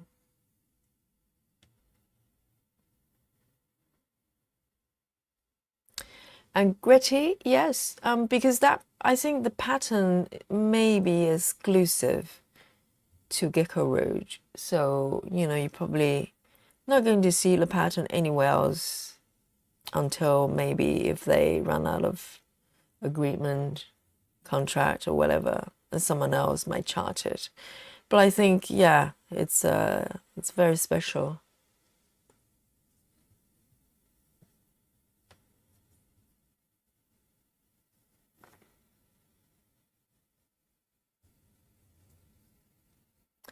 Badu, he asks, what's the website for the kit? It's called Gecko Rouge. If you look up a couple of comments, Suzanne spelled that out. So it's called Gecko Rouge. It's a British company. And I think once upon a time, they did pattern only, but I didn't know them then because Nikki Stitchy Nikki. She has a pattern from them before they turn into kit only company. But nowadays they only do full kit, so they're customized, made to order kits, and you can specify fabric count, and you know, paper pattern, digital pattern, etc. So they do the whole shebang. And they have the patterns they tend to be, I think they pride themselves of sort of modern patterns, whatever that means. A lot of modern art esque pieces, if you like that kind of stuff. Yeah, it's a very unique company. But the prices are slightly on the high end, you know. It's a bit of luxury, but it's great fun.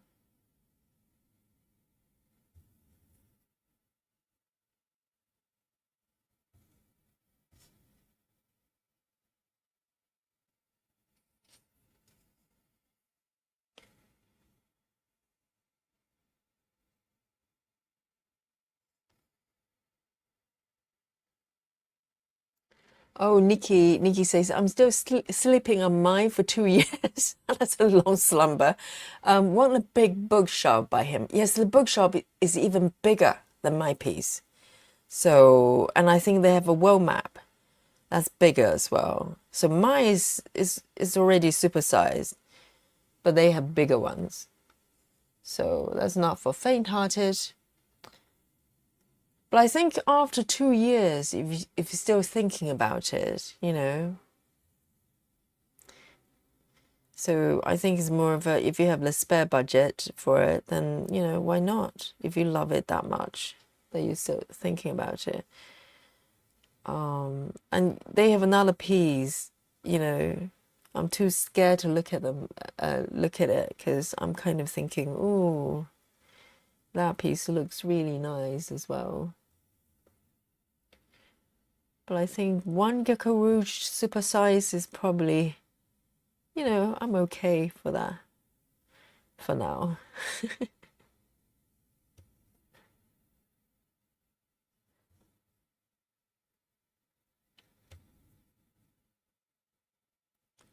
So 1, 2, a couple more stitches here for me. Cheryl says my embroidery ring finally arrived, but groceries must be put away first. Yeah, priorities. Hopefully I have my first official stitch with me session. So when you say embroidery ring, what do you mean by that? Hoops? Or what is it?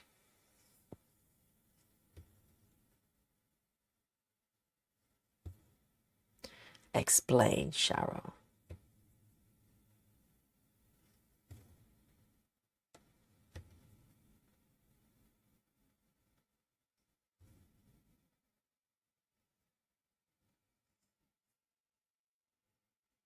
Natalia is saying good night to everyone. It's sleepy time for her. 99, Natalia. Sweet dreams of all the baked goods. Maybe some butter tarts, you know? Can't go wrong with butter tarts.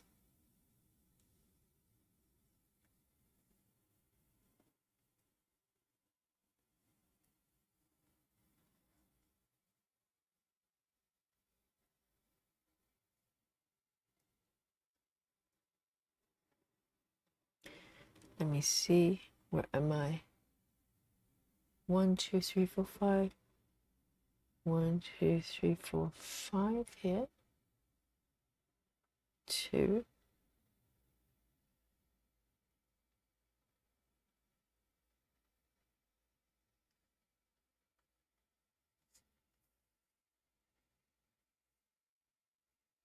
Oh, Cheryl says hoops. Okay, embroidery hoops.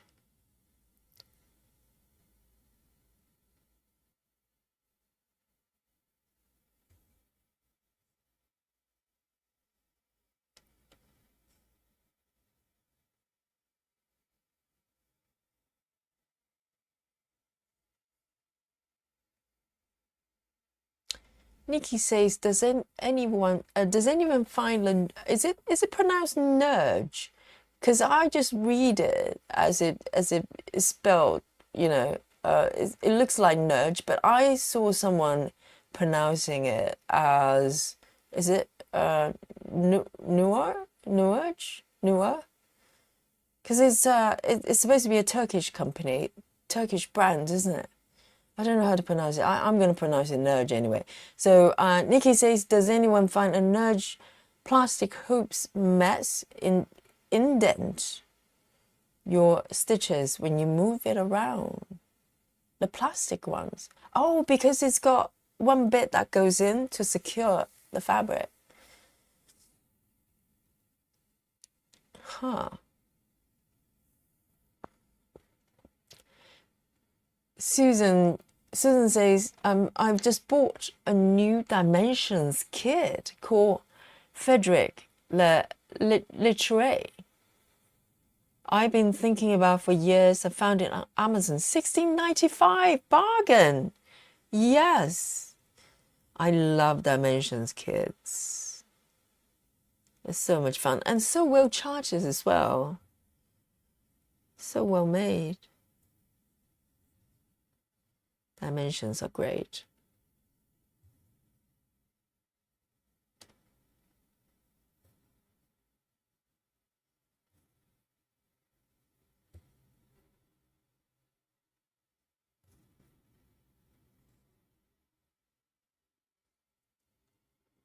I'm doing well. I'm doing well here.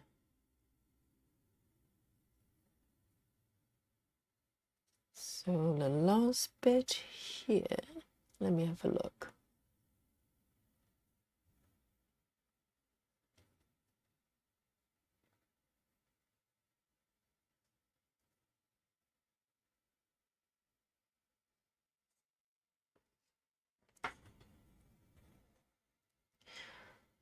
I might give their plastic, the square ones, a try at some point, because just so I can make up my mind whether plastic ones are any good at all. The ones I bought so far, they weren't that impressive. But Nudge might be different.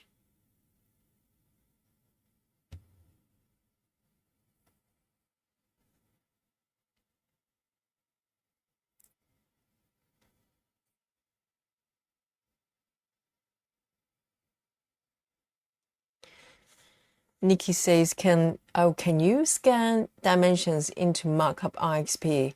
In theory, I think Markup RXP is pretty good at picking up good scans. So, if you scan it that correctly, clearly, yes, I think it can be done, but it might require some manual fiddling there.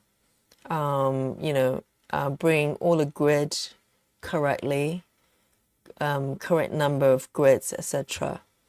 But generally, they're quite good if the scan is good.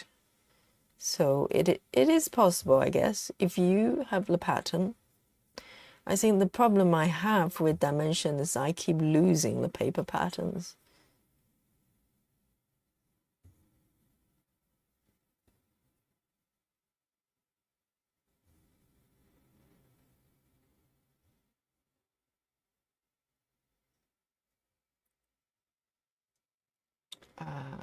I'm going to do these ones. And there's one more below.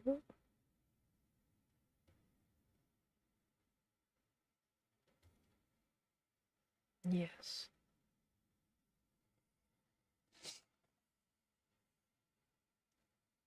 Stitchy Pfeiffer says the Nudge hoops flatten stitches, but they refresh after a few days out of the hoop. Also, when you watch your project after you're done, it also refreshes the stitches, I suppose. Yes. Oh my God, my Siri is coming up again without my permission. Please go away. Yeah, I generally, even regular hoops, they sometimes will compress the stitches a little bit. You know, if you keep the fabric on the hoops for a while, it could happen. But normally they just return as you stretch the fabric. It shouldn't be permanent. I can't imagine.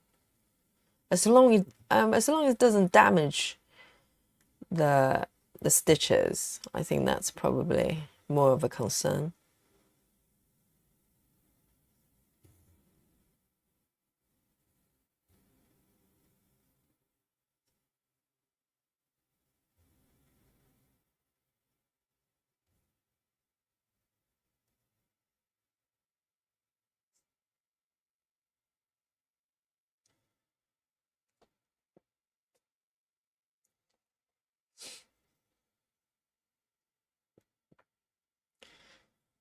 And Stitchy5 says, I love the Nudge hoops, Yogi. Just make sure you get the proper Nudge frames and not the cheap knockoffs. No, I buy directly from their website.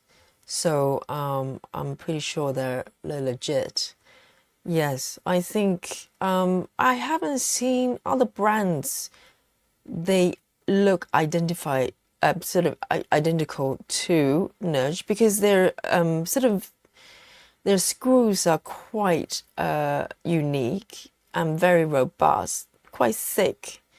I think the cheaper ones probably wouldn't be able to do the same. They tend to look a lot more flimsy.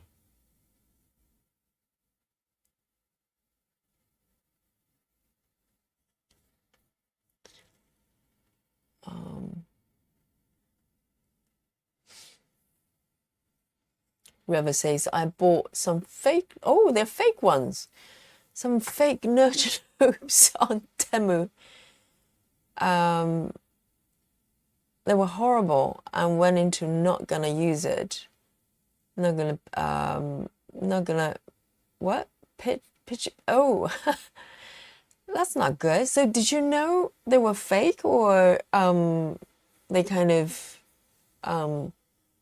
sort of lie to people and say they're real? That wouldn't be good.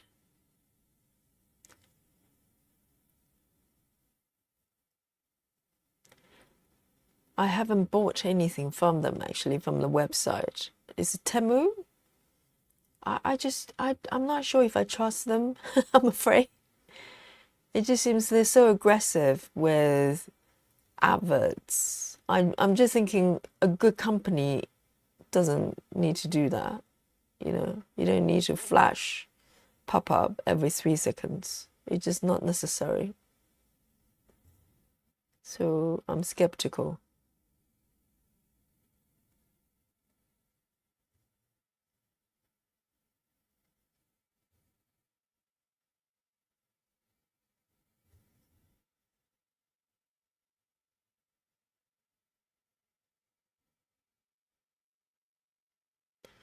So we're here and connecting this bit, trying to figure out why I'm all the way here. Okay.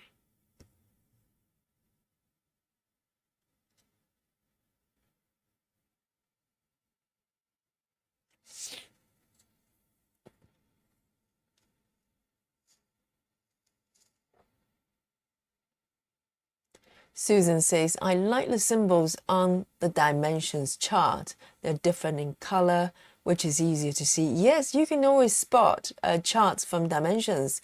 They're charted, you know, sort of presented in a very different, quite unique way and very user-friendly.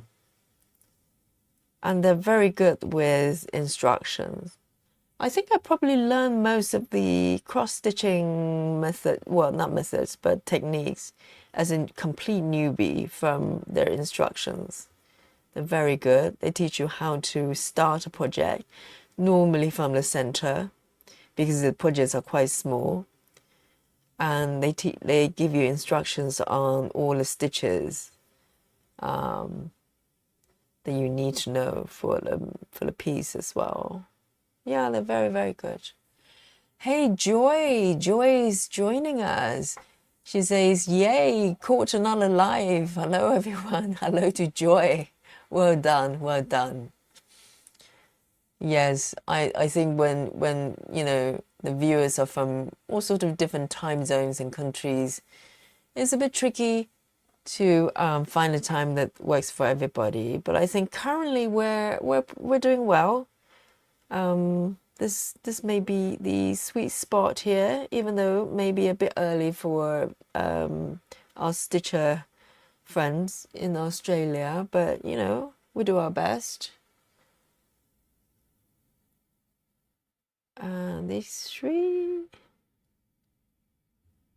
and one way or the other, they'll manage to catch us live here.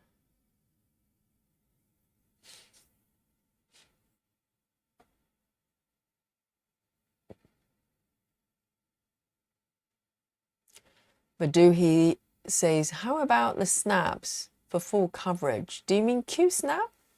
And is that the question for me? Because many of you are talking about hoops in the chat. So Q snap, I started off using wooden frames like I'm using now, the good old-fashioned ones. And then I heard about Q snaps. I had to try them. And so I got a whole bunch of them, and where you can customize, turn them into different sizes. So I did all that. And I think they were okay for a while, but the thing is, gradually they become loose, the clips, and it just becomes harder and harder to retain tension full of fabric. And I've heard people actually popping those clips in a dishwasher to shrink them. I haven't tried that, so I don't know whether that works, but generally I just find them slightly clumsy. I love to make them work, but because I've got quite a few of them, but generally, currently I'm not using them, just purely from the, fabric tension point of view. I'm not happy with the fact that they just, they gradually kind of roll backwards, and the fabric just become loose and floppy. So until I can figure out a remedy, I'm going to leave them out for now. I'm quite happy with these round hoops. They work. 729.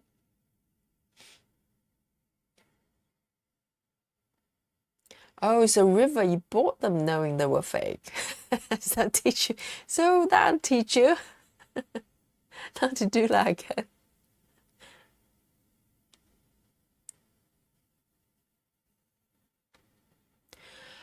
Gretty asks, I think it's referring to Gecko Rouge.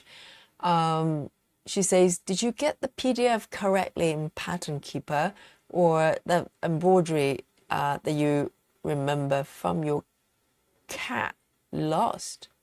Oh, that one you sent me. Yes, Gretty was so kind. She happened to have the Maggie Messmaker. It's a piece from Dimension, which I had. I actually bought the kit twice, and both times I lost the paper pattern. And so Gritty happened to have that pattern as well, and she had it professionally scanned and sent a copy to me. So kind. And no, I haven't tried it, but I will. I'd like to make it work if I possibly can. yes, I would love to be able to complete that piece. I would imagine it will work for Pattern Keeper. I can't imagine there would be any problem, because Pattern Keeper is quite good. If you have a good, good scan, it can generally pick up what it is. So I will give it a go and I'll report back.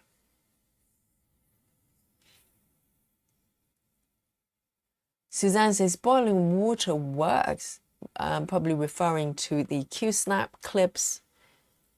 I'll probably give it a try, but the question is how long can they retain the tension, even if you've done that, right? So it's just a bit of a hassle. I might give it a go because I'm running out of frames and hoops for all my projects. And ideally, I want to keep each project on a place, not permanently, but try not to move them too much because I keep breaking the hoops. Because I just unscrew them and screw them again. And I think it just wears them off. So I like to have, give them a semi-permanent sort of designated hoops or frames for each project. It will save some time as well.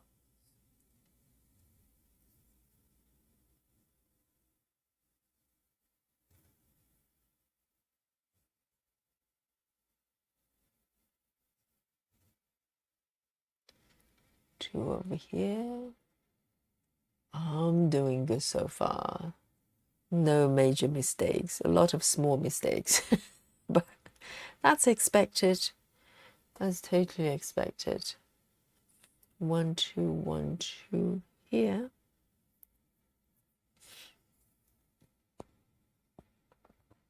Marnie is joining us. Australia. Australia is here. Yes, it's 7:45. Okay, so now it's not too bad. It's quite civilized. But if you join us from the beginning, it would have been like 6 a.m. or 5:30.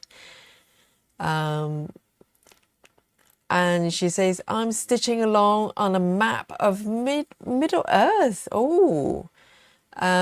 My first full coverage, very daunting but so exciting. Well, map, I don't know what a piece looks like, but it sounds tricky because map is tricky, isn't it? And there's a lady on Instagram that I follow who stitches kind of an ancient map as well. And I don't know, she must have some sort of well of steel and sort of concentration of a superhuman. She's been stitching the project for maybe over probably close to 2 years, single piece, very similar color palette, and the entire pattern is a map, ancient map, so you can imagine that it's very samey wherever you go, and it's massive as well. So I hope your pattern will have a little bit more colors rather than brown and black. It's a sandy color, but so welcome to the stream.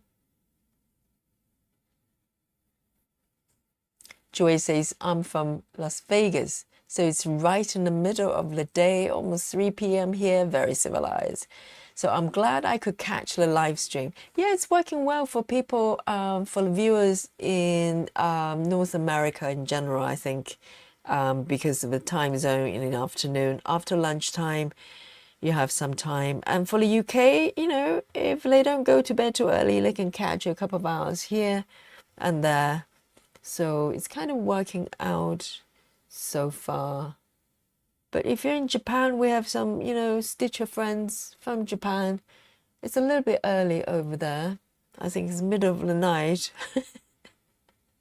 And some of them actually managed to pop in to say hello a few times.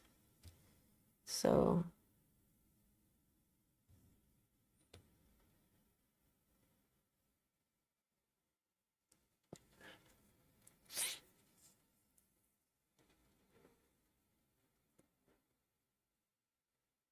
Nikki says, I have fake ones and real Nudge.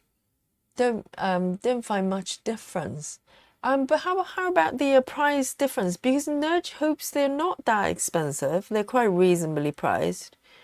I think if you buy them from Amazon, which I didn't know better, they were priced a little bit higher. But if you buy from the website directly, it's pretty reasonable. There's no reason to buy fake ones. So,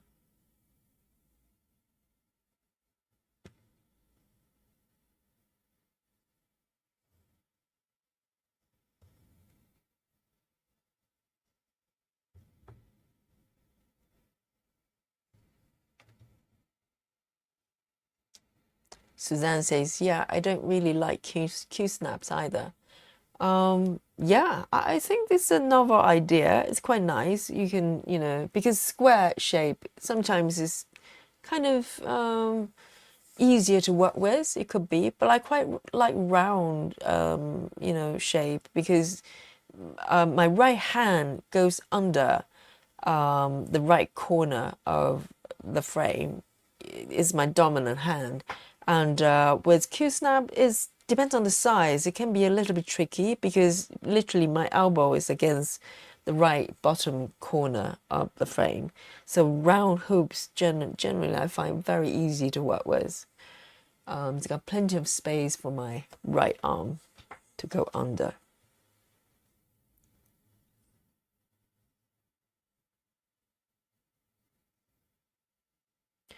Let me check where I am. Here. And 2.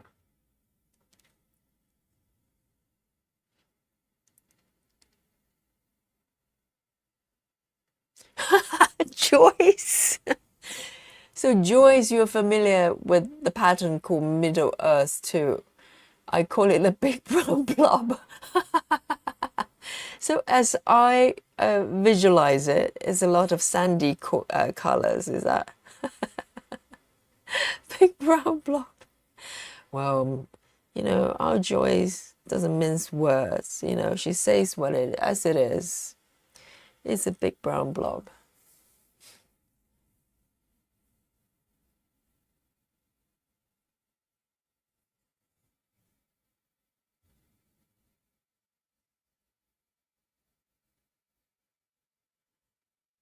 Oh, Gretty says, I'm trying to understand it. I cut window chameaux, and put that in between. I mean, under the clips of Q-snap. That's I'm guessing that's what you're referring to. It makes it very rough. I've been thinking maybe some sort of material that's not too thick. They can go under, go between the frame and the clips, because that's the slidey bits. It just slides everywhere, rolling back or forward. Forward rather, I think it's just rolling in, and you lose the fabric tension there. I've been thinking about some sort of really thin material. They can go in and just provide a bit more grip. I'd love to know what it is though. I'm not quite sure what material that is, Gritty. Because if I can find something to make it work instantly, I've got a few extra frames to work with.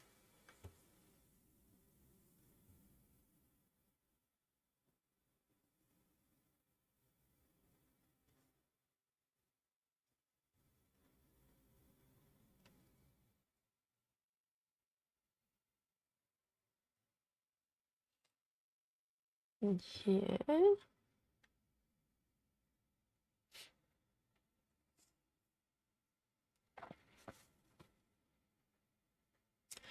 Night, Suzanne.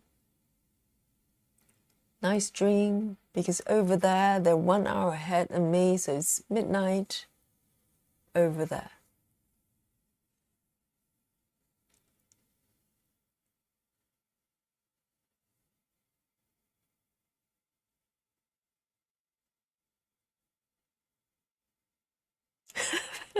Nikki, is that really Is that literally called fudge rather than nudge? What's a fudge?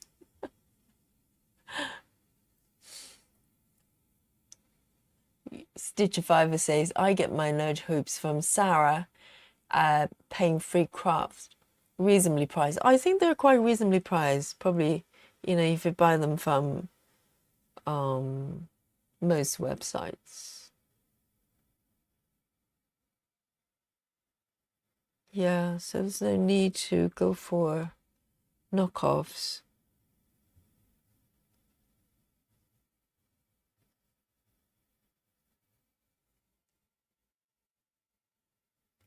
So this one I'm going to end this right here. Whoops.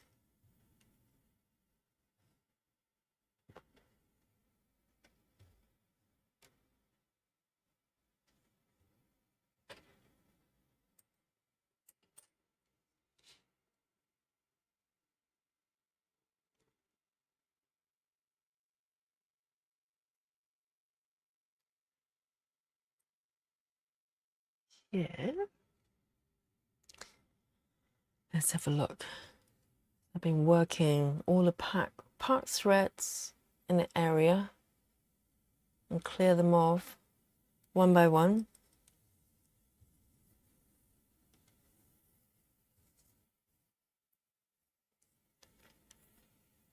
And this one would be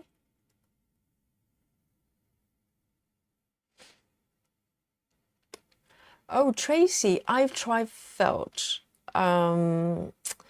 It creates a little bit of thickness, but it doesn't stop the clips from rolling in. It just, yeah, I tried felt.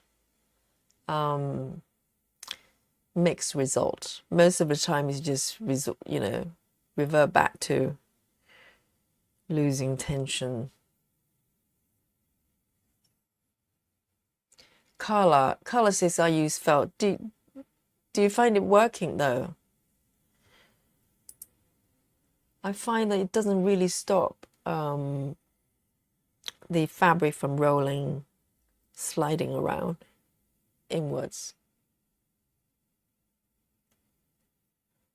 Greta says I prefer large roll frames, but since I know Yogo, the Q snaps are coming out for other webs. What's Yogo? Oh, Yogi? Yogi or Yogo? Is that your new friend? Yogo. Yeah, but I've seen your picture, your photos on the Facebook group. Gretty, you've got very nice frames. You've got those metal ones, don't you? I've seen them around.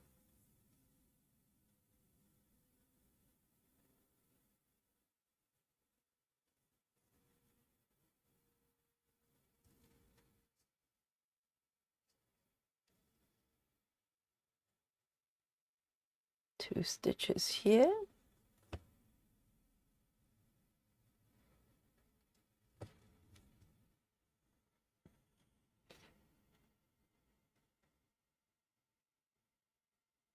And then one down here.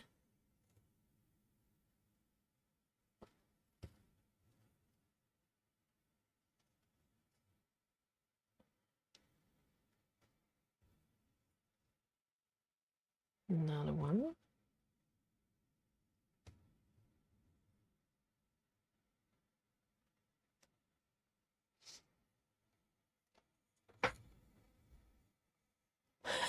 I knew it was Yogi.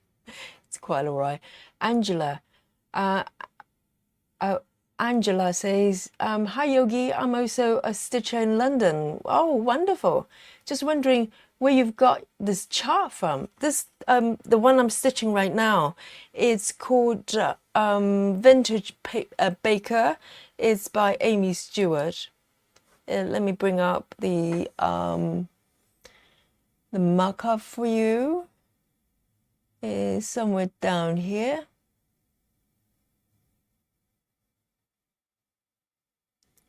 I've got too many markups, so I literally have to scroll through.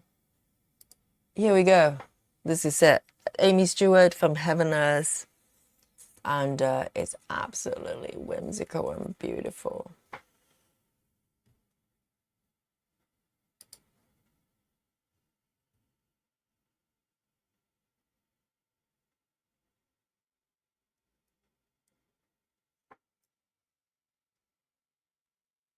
So there's one more here.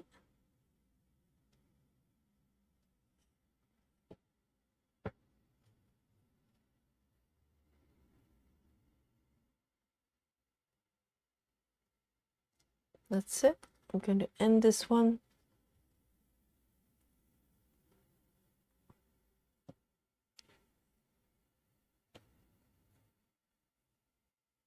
Grace says, I use the product used for quoting. They come in a square pack. It's very soft, and I use it between my stitching and hoop. Oh, I see. So is it like a layer of... It's a layer of fabric? Maybe you can post something in a group to show us what it looks like. And Giggles, wow, interesting name. Hi, this is a beautiful cross stitch. Where do you get your pattern from? Yes, I've just shown the mock-up as well. It's a piece called Vintage Baker. It's from Heaven and Earth, and the artwork is by Amy Stewart. So if you go on to Heaven and Earth website and just type in Vintage Baker, you will find it. And I think this pattern only comes in a regular size. There's no mini, there's no max colors. Maybe there is. And I don't believe there's a, I'm not sure. I think for some reason, this pattern is only in regular format. And interestingly, there's another piece. It's called, what is it called? Retro Baker. Similar. It's kind of a sister piece of this one. It's also by Amy Stewart as well. You can have a look, see if you like that one as well. I prefer this one, but that one is really pretty, really fun as well. I think it's called Retro Baker. So there you go.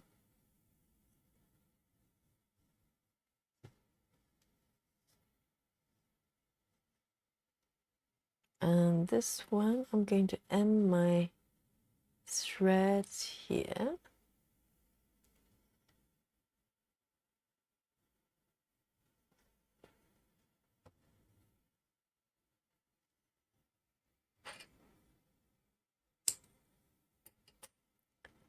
Three zero 3012.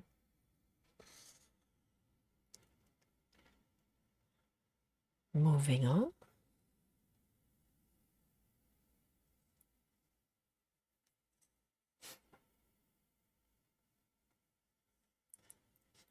So this one is flowing down this way. Hang on.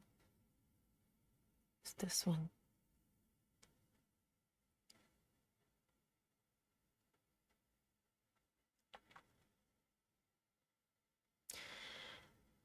So some of you says some of you actually find using a piece of felt works. But felt is quite slidey as well, isn't it? Occasionally I use felt to cushion the stitch area between the frames and the fabric. But I find for Q-snap, it's got limited effect in terms of anti-sliding. It's not really that effective so far for me.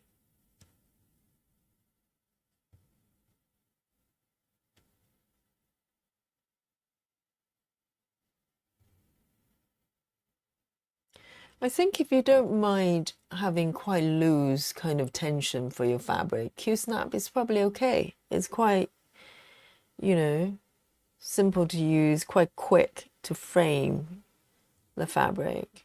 But for someone like me, I want everything, you know, drum tight. Then it's a bit tricky.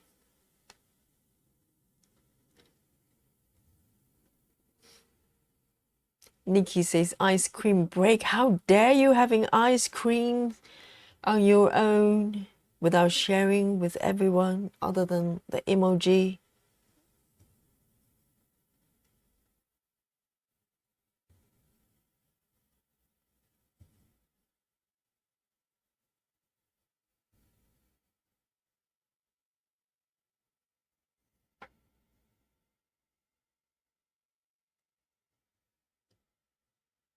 And we have 3. 1, 2, 3 here.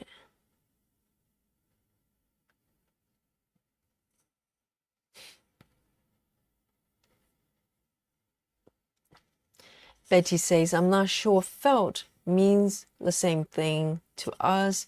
I've always found it stops my snap from sliding. I can show you a piece of felt. This is a piece of felt for me. This is it. So I've got a whole bunch, whole entire basket of felts like this.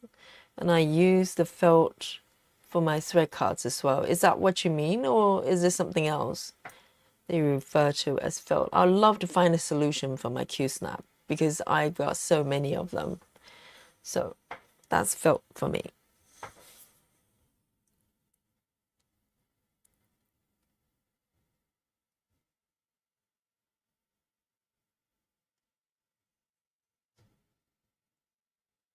And I find it has limited effect. It does make the fitting a little bit tighter, but it doesn't stop the fabric from rolling in if you try to maintain the tension there. So if you have better solutions, then let me know. I'd love to know. 1, 2, 3, 4. 1, 2, 3, 4, 5.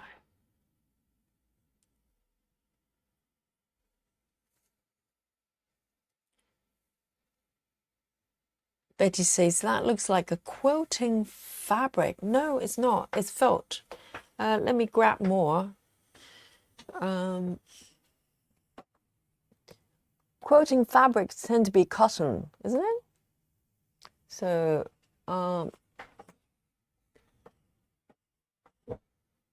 this is felt for me. That's felt.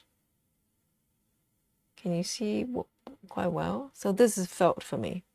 So unless you're referring to something else, then you need to maybe send a picture on the group, on our Facebook group, so we know what you're referring to. But this is felt for me though, isn't it? Greta's having cookies as well. All of you having snacks and not sharing with the rest of us. I have some chocolate though. I can have some chocolate if I'm pushed.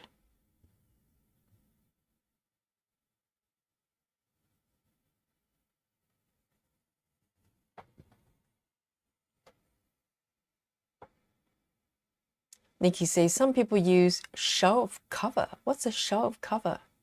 What material is it?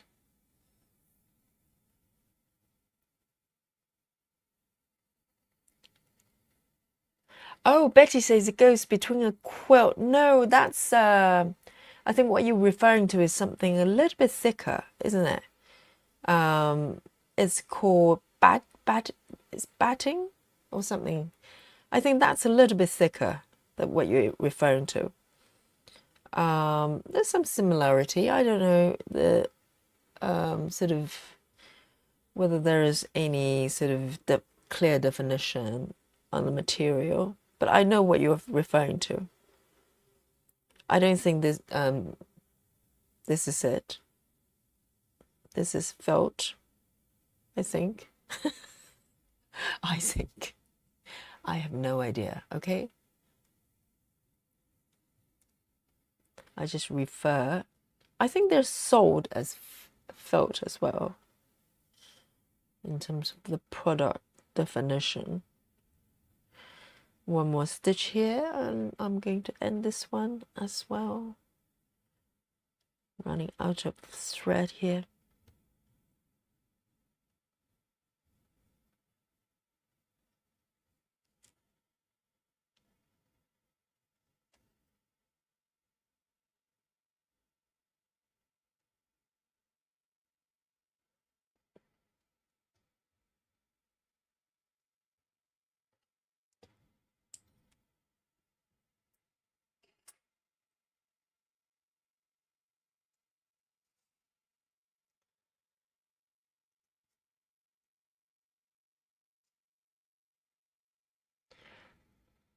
Grace says, Yogi, I posted what I used for my project. Let's have a quick looky. Let's see if we can get a clarification on the material. Let's have a look. Okay, we can all have a look and see what we think about it. So let me zoom in a little bit more. So this is it. This is what Grace is referring to. Silky blend. And let me see another picture. That looks like what I have. No? Or is it different? What's a silky blend? 80% natural cotton, 20% is it superior polyester? Would you call it felt or something else? What is it? It's hard to tell. It doesn't look exactly the same as what I've got here, because what I've got here is commonly sold for making sort of felt based, you know, animals or stuff. Batting, yes, batting. That's what I was referring to. They tend to be a little bit thicker because they go between fabrics to make quilting pieces. So I'm not too sure. It's hard to tell what material it is. What do you think, everyone? Chat, do you have opinion? Is it different from felt? Because if it provides more grip for the clips, it would be great. I'd love to see what that is. So thank you, Grace, for posting that. Oh, Gretty says you can also put plaster tape. What's a plaster tape in between? Oh, do you mean, I'm trying to think. How do you do that? What's a plaster tape though? That's batting. Leslie says, oh, are you referring to what we just looked at? We just looked at here. That's batting, is it? So how does this stop the clips from gliding? Because it's kind of quite similar type of material, isn't it? I'm happy to give it a try. If so this one is used for quilting. Okay, so it's different from felt. Interesting. It's pretty thin one though, because the ones I've used for blankets I've created with quilting, it was quite thick. So they're different thickness, I think. Does it say what thickness this is? It doesn't, that I can see. I'd love to give it a go. If it works, then it will be fantastic.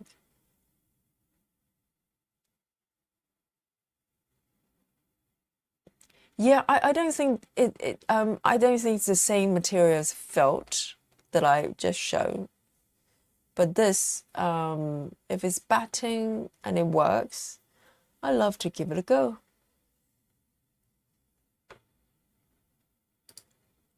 That's great. I might give it a try. Because felt,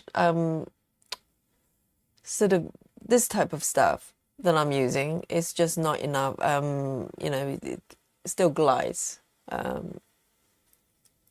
So I'd love to try that.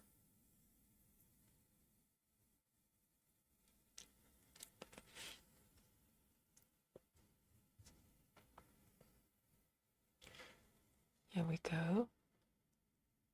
Go in a little bit more here.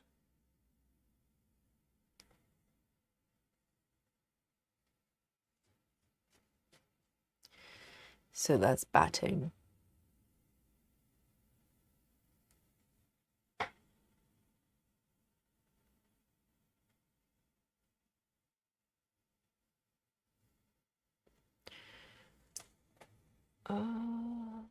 Trying to see if I can find my chocolate. I can't. Stash this somewhere.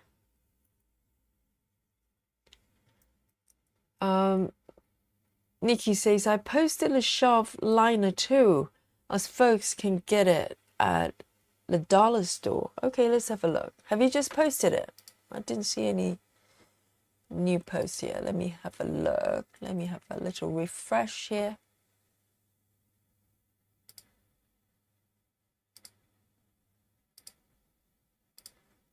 So we can find, oh, okay, hang on. Let's have a look. Browser.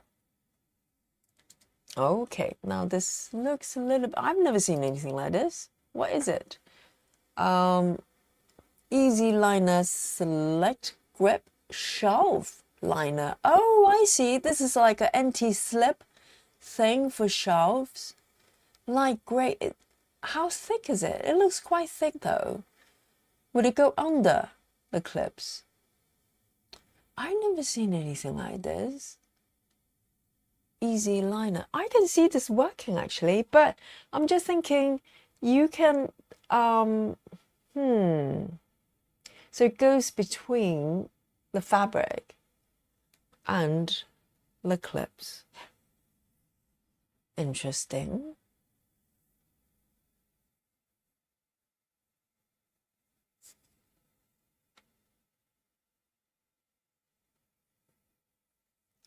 So I've seen people maybe have a piece of something that looks like this to stop things from sort of sliding. Something like that. Grip shell liner. Yeah, that's a good idea. I'll look into that. As long as it's kind of thin enough. Because some of them might be a little bit on the thick side. That's a great idea. So it's been working for you, is it, Nikki? Ah, that's right. Betty says that keeps your glasses and plates from sliding. We even use it between plates. Oh, okay. That is a good idea. Joyce, it's nappy time for Joyce. She's been working so hard on her piece. Yes, Nick, yes, Joyce, you're allowed to sleep, okay?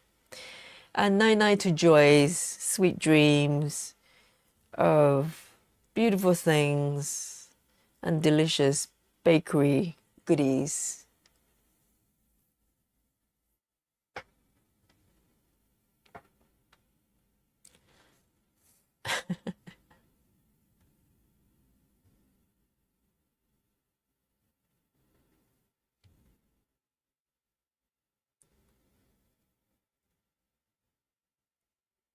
One over here.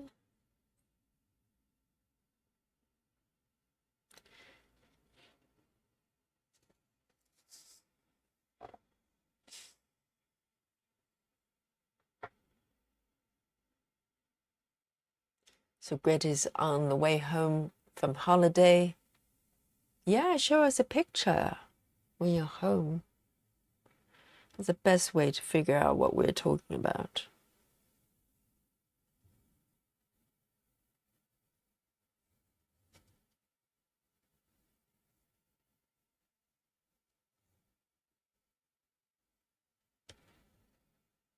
So there's some good ideas going around.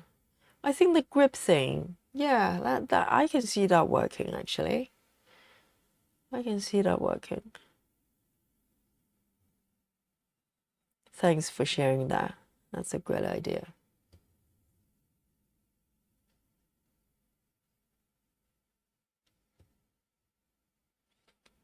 And if it works, you know, if it can maintain the tension for the fabric, then, you know, I can use those Q snaps again.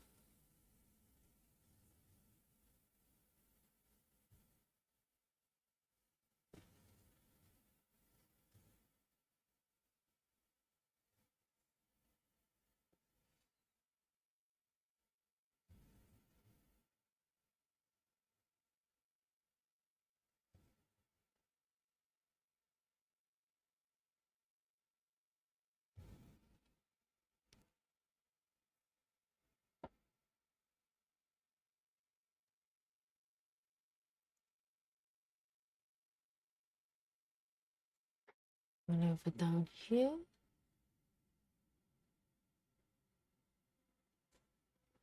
Joyce has been doing really well because it's 1 hour ahead where she is, and she managed to stay pretty late with us.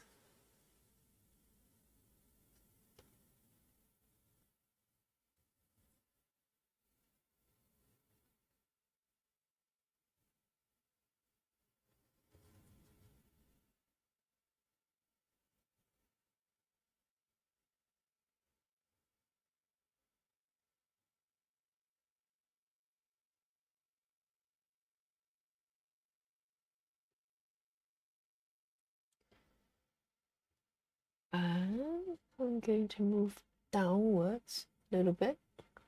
In fact, to move over here.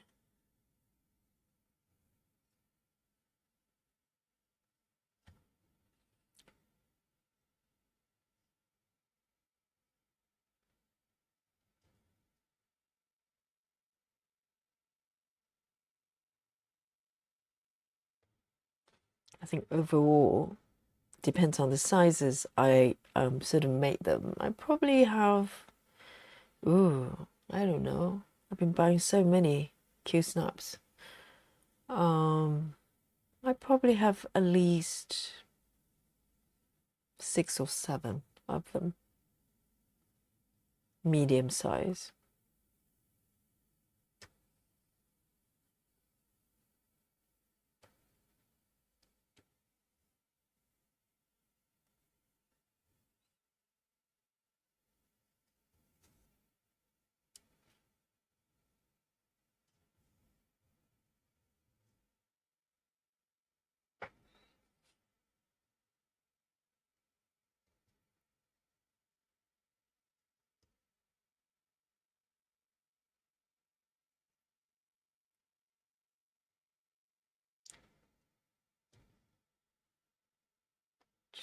From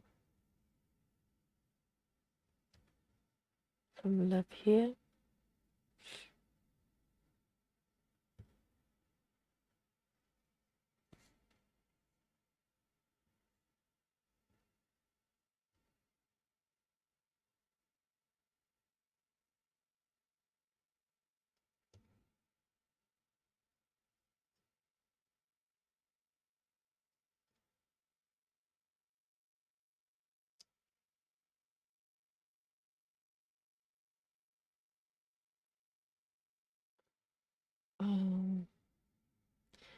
Let me see the few stitches downwards. I might give it a go. 1, 2, 3, or I'm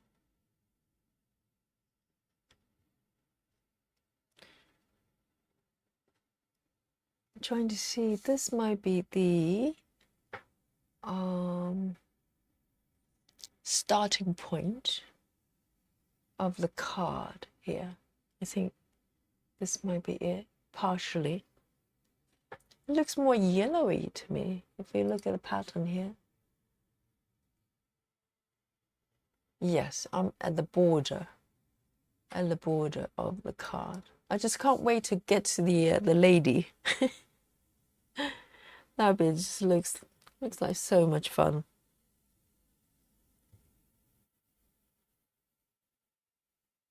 One, two, one, two, three. One here. Two.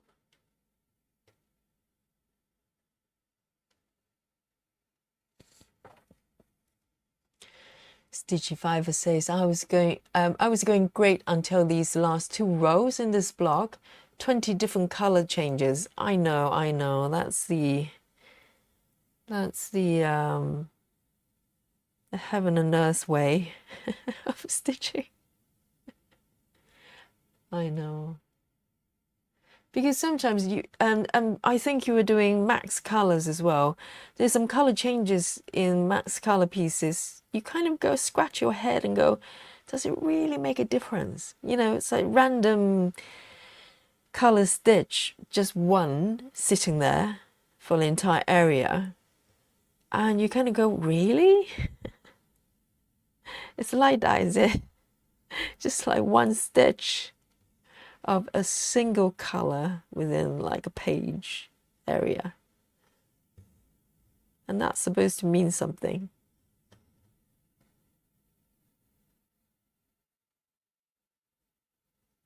Luckily, this one is regular color. So it's not too bad so far.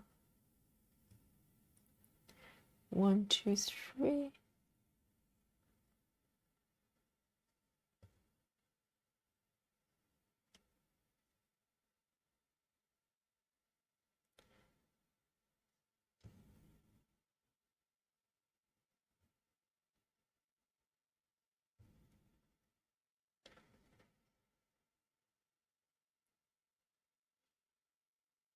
And let's have a little look here. I can probably do 2 more stitches here. 1, 2, 3, 4. 1, 2, 3, 4.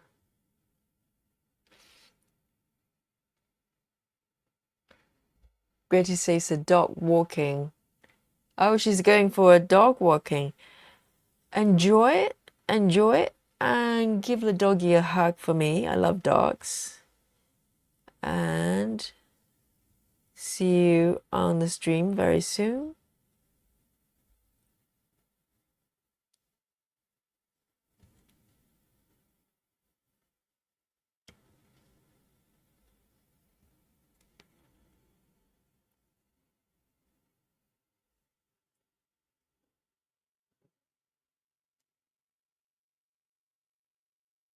Gonna end this one.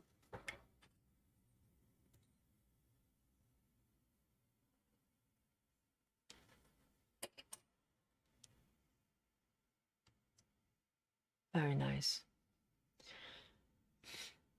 Stitchy5 says, I think some carry on below the section I'm stitching on, but my stitches look messy. No, I love the way you stitch. You park, right? And is that mini cross country that you're doing? Because it's pretty neat. It's not messy at all. And Carla says, I have to go. Good night, everyone. Night, Carla. Well done. It is 11:30 where you are and where I am as well. So really well done. Have a beautiful sleep, a restful night, and dream about kittens. That's nice things to dream about. And some cupcakes, maybe. Kittens and cupcakes. That's a sweet dream. And I'm going to pick one more color, and this will be my last one tonight, I think. And there's a beautiful brown here. This will be my last victim. Or do I have another one? Oh, I do have another one. Hang on. This one I forgot to mark. Let me double check the color. 780. This is not marked on my chart. It happens a lot. I'm a sloppy marker when it comes to part threads. I constantly forget to mark them part. 780. 780. Let me do a color match. 780. Yes, I've got it. It's this one. It's correct. So this will be my last victim. It's got quite a few stitches actually. So I'm going to hopefully use up the entire piece of thread here. It's quite long. So let's go. Let's go.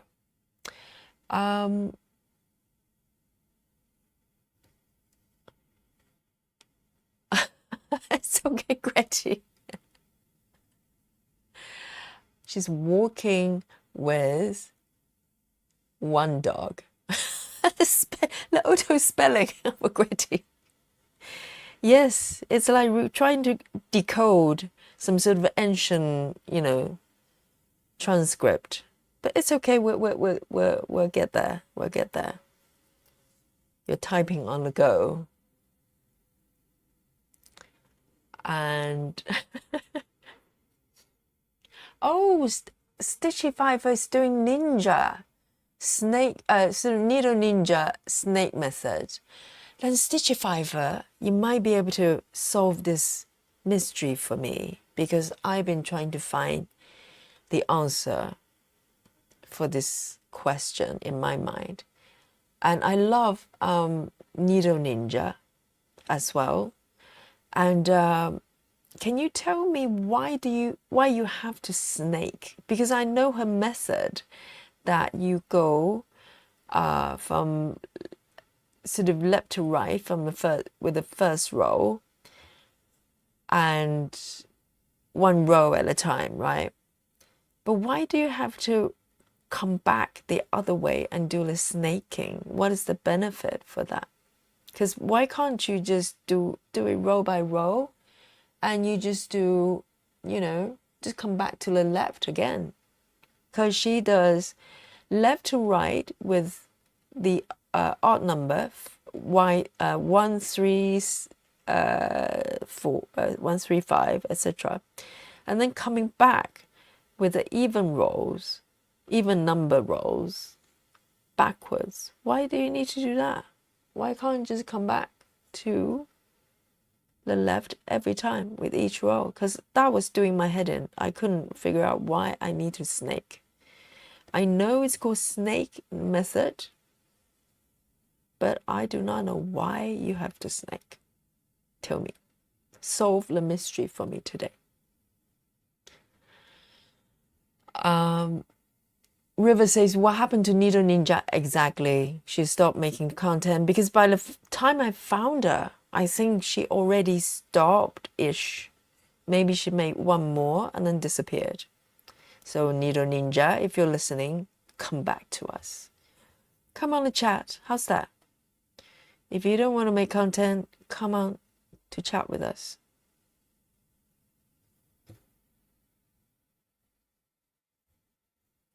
Yeah, I love listening to her just talking about things. She's got such a gentle voice. And, she needs to talk more. Come talk to us.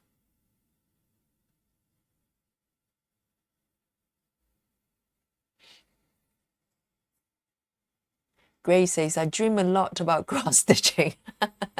You dream about what you do a lot and what you love a lot. Depends. Well, we have nightmares as well, so not always kittens and cupcakes. And I talked about this the other day. I sometimes have this running late dreams, running late about stuff, running late about yoga classes I teach, or try to make a phone call, but can't get through. And you try to dial a number. on the keypads, but there are no numbers, or you just keep hitting the wrong keypads. You know, that type of dreams, anxiety dreams. I don't like those. I prefer kittens and cupcakes. Those are better.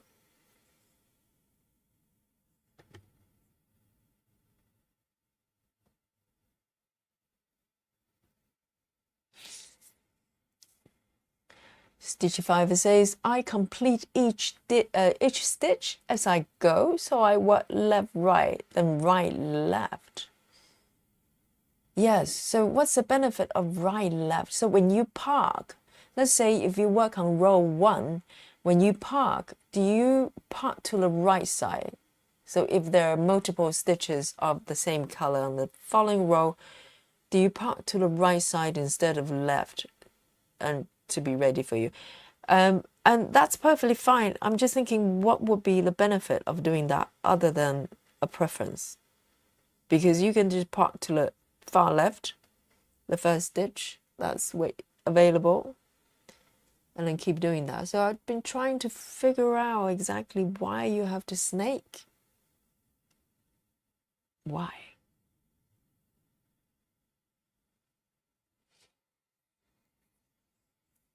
Oh, so you think you use less thread that way?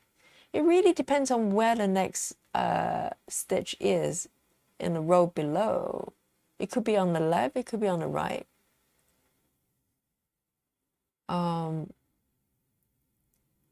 Rose says, I can translate Gretty's message. She says, my English typing is very bad. I mean, I have to go walking with one dog instead of 3.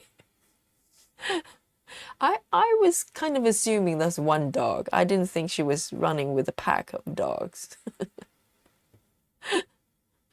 Yes, auto translation, or I don't know what device she uses for translation. I think she explained a little bit of that. But that can be tricky because you don't know what's going to come out.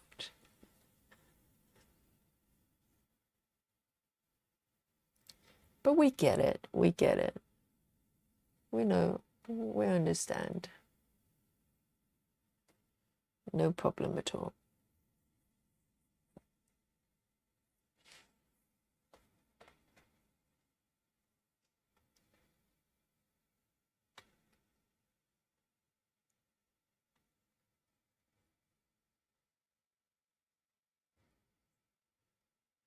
But Tracy, I kind of consider myself very much as a beginner as well, as far as, you know, full coverage, because I literally only found out that there's a whole genre existed. I didn't realize with cross stitching during COVID, because prior to COVID, yes, I just happened to buy a full cross project from Amazon, not knowing what I was doing.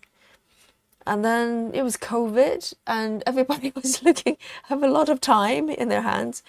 And I realized I was actually, you know, attempting to stitch something that's full coverage. And I realized my usual method, you know, with dimension kits and stuff like that just wasn't going to be sufficient.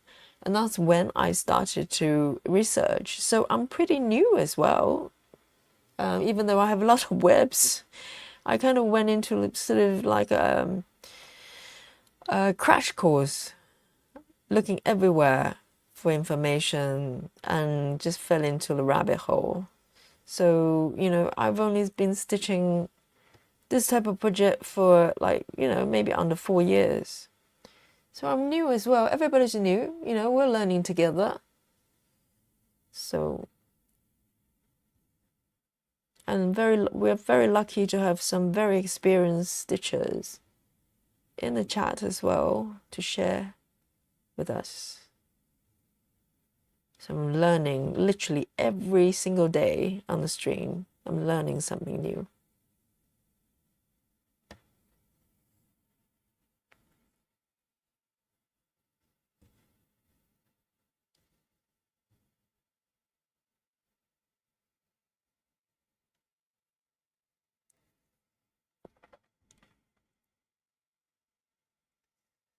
Stitchifiver says, yes, if I'm parking on an odd row, I park on the furthest left of the stitches. If that color and on even color, I park furthest on the right. Yes. So do you think the advantage just conservation of the thread? Because the left and right is just doing my head in. I just couldn't figure out why I need to do that. Tracy says, you're looking at it in a column perspective. If you do an entire row left to right, at the end of that row, your thread is on the rightmost side of your fabric. So at that point, go left to right. Huh? So are you doing the snaking as well, Tracy?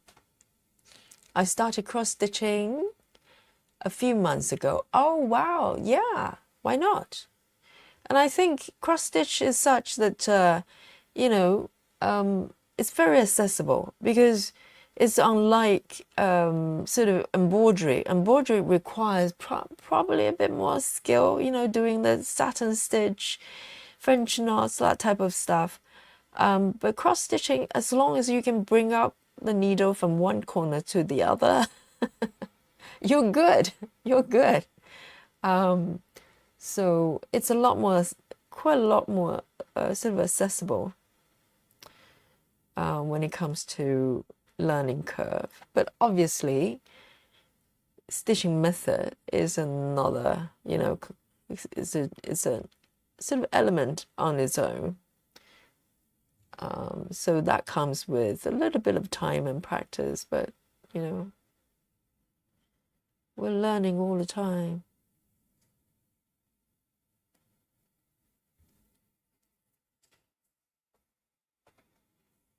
Sarah says, I've been stitching for 48 years and I still don't know everything.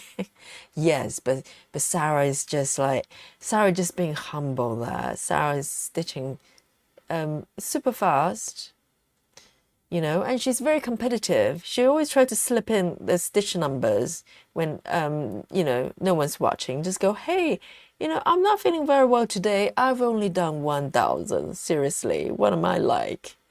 I really should do better. Normally it's double the speed, but today I'm not feeling very well, so a little bit under the weather, so only 1,000. Good night, everyone. Like that. So I know you, Sarah. You can't fool me.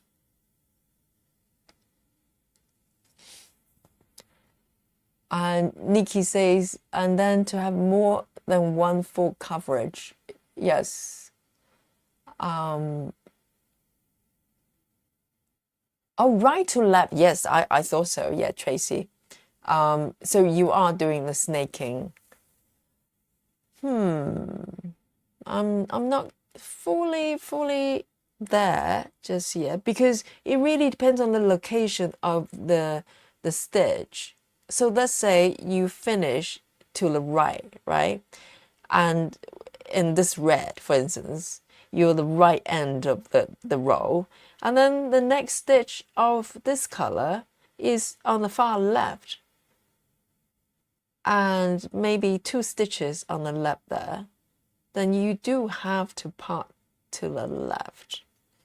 I don't know. So when I was doing sort of semi ninja needle method, I just do row by row, but following certain rules, that you could stitch once stitch down if there's a stitch above, if that makes sense. I'm sure you know what I'm referring to. But I don't do the snaking, so that's it. So technically I'm not snaking at all. I'm just doing row by row, but I take some sort of general rules she laid down and kind of do it 50%.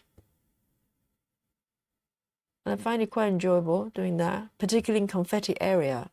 It makes the area a little bit more manageable because you were dealing with it row by row rather than sort of entire block.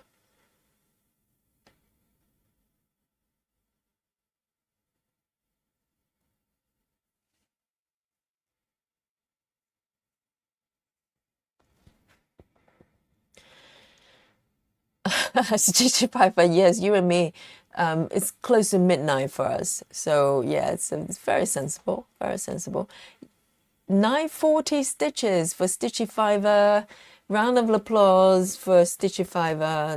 It's close to 1,000. That's amazing. She's doing full cross as well, I think. And Sarah says, I'm a numbers numbers girl. What can I say? Yes, I get that bit. I get it. I get it. I know you. I know you. So luckily, I'm not a numbers girl because my numbers suck, okay? So, no, I'm happy with my numbers. I'm happy with my speed, yogi speed. Right, so I'm going to end this thread here. It's getting a little bit on the short side, and I want to end my thread here. This is my last color tonight. So let's have a look. Oh, hello, stitch count. Let's have a look. So what I've done today, let me zoom out a little bit. So I've been focusing on this area. So this is the beginning of the wooden spoon. Let me just bring up my little mark-up there, and I'll show you the big one in a bit. But this is toward the middle, toward the right side, where there's a rolling pin. If you look at the rolling pin, why don't I just show you the full mark-up? Yes, if you look up, where there's a wooden spatula there, and then there's an egg on the right there. So the area I'm working on is just slightly below that, on the egg on the right there. I want to stitch this little card where there's a lady baker there holding a pie. Oh, I want to stitch that bit so hard. So today I'm kind of touching the top bit of that card here. I think it's probably around this size here. So, one stitch at a time. Try to work through a lot of part threads, leftover part threads from previous sessions. I think I was doing mini cross country and parking at the same time. And so, very happy with the progress. I sort of wander, slightly further than my usual distance. My normal distance would be, floating around the 2 blocks area. But today I'm kind of gone, a little bit further. So one step at a time. Let's not get too, excited here and then start wandering off and stitch at all the wrong places. I'm sure I'll be doing that. So let's have a look at the app, look at the numbers. Sarah likes numbers, so I'm going to show her my numbers. Okay, are you bracing yourself, Sarah? You might fall off the chair. So fasten your seatbelt and wear a helmet. And I'm going to show you my stitch count today. So let me just show you the percentage. I'm going to hide the number, just keep you in suspense. And so currently, I'm on 9.44%, moving forward slightly. And today's stitch count is the grand total of, drum rolls, 268 stitches. Round of applause for Yogi, everyone. That's amazing. My average is slightly below 200. So for full cross, that's not bad at all. And the area isn't so, isn't confetti, which probably helps. And I'm cross country, kind of going, slightly, kind of in a broader directions there. So there's quite a lot of freedom there. So I really enjoy that. I really enjoy that. And there's so many beautiful pieces to work on. And I want to come back to this piece on a regular basis and keep it moving forward. So now is close to midnight here in the UK, in the London town. And I'm really relaxed. I'm really enjoying this session. There's beautiful colors here. And I hope you enjoy stitching with me as well. And yes, Sarah says it's bright and beautiful. I know. It's just so much going on. And it's so whimsical as well. Thank you, River, for the round of applause, and Tracy as well. Thank you, guys. And thank you for hanging on with me. And I hope you enjoy your session. So with that, I'm going to sign out, Yogi signing out, and I'm going to have a nappy nap and hopefully dream about kittens and cakes, cupcakes as well. Hopefully no anxiety dreams about being late for classes. Thank you. And thank you, River. And and thank you, Grace. Thank you, guys. And with that, I'm going to say night-night to you. Good night, everyone, wherever you are. Enjoy the rest of the day. Thank you, Nikki, Betty, and Stitchy Fiver. And it's bedtime for you as well. Go to bed. And night-night. And I'll see you in the next session. Enjoy stitching. Night-night. Good night, everyone.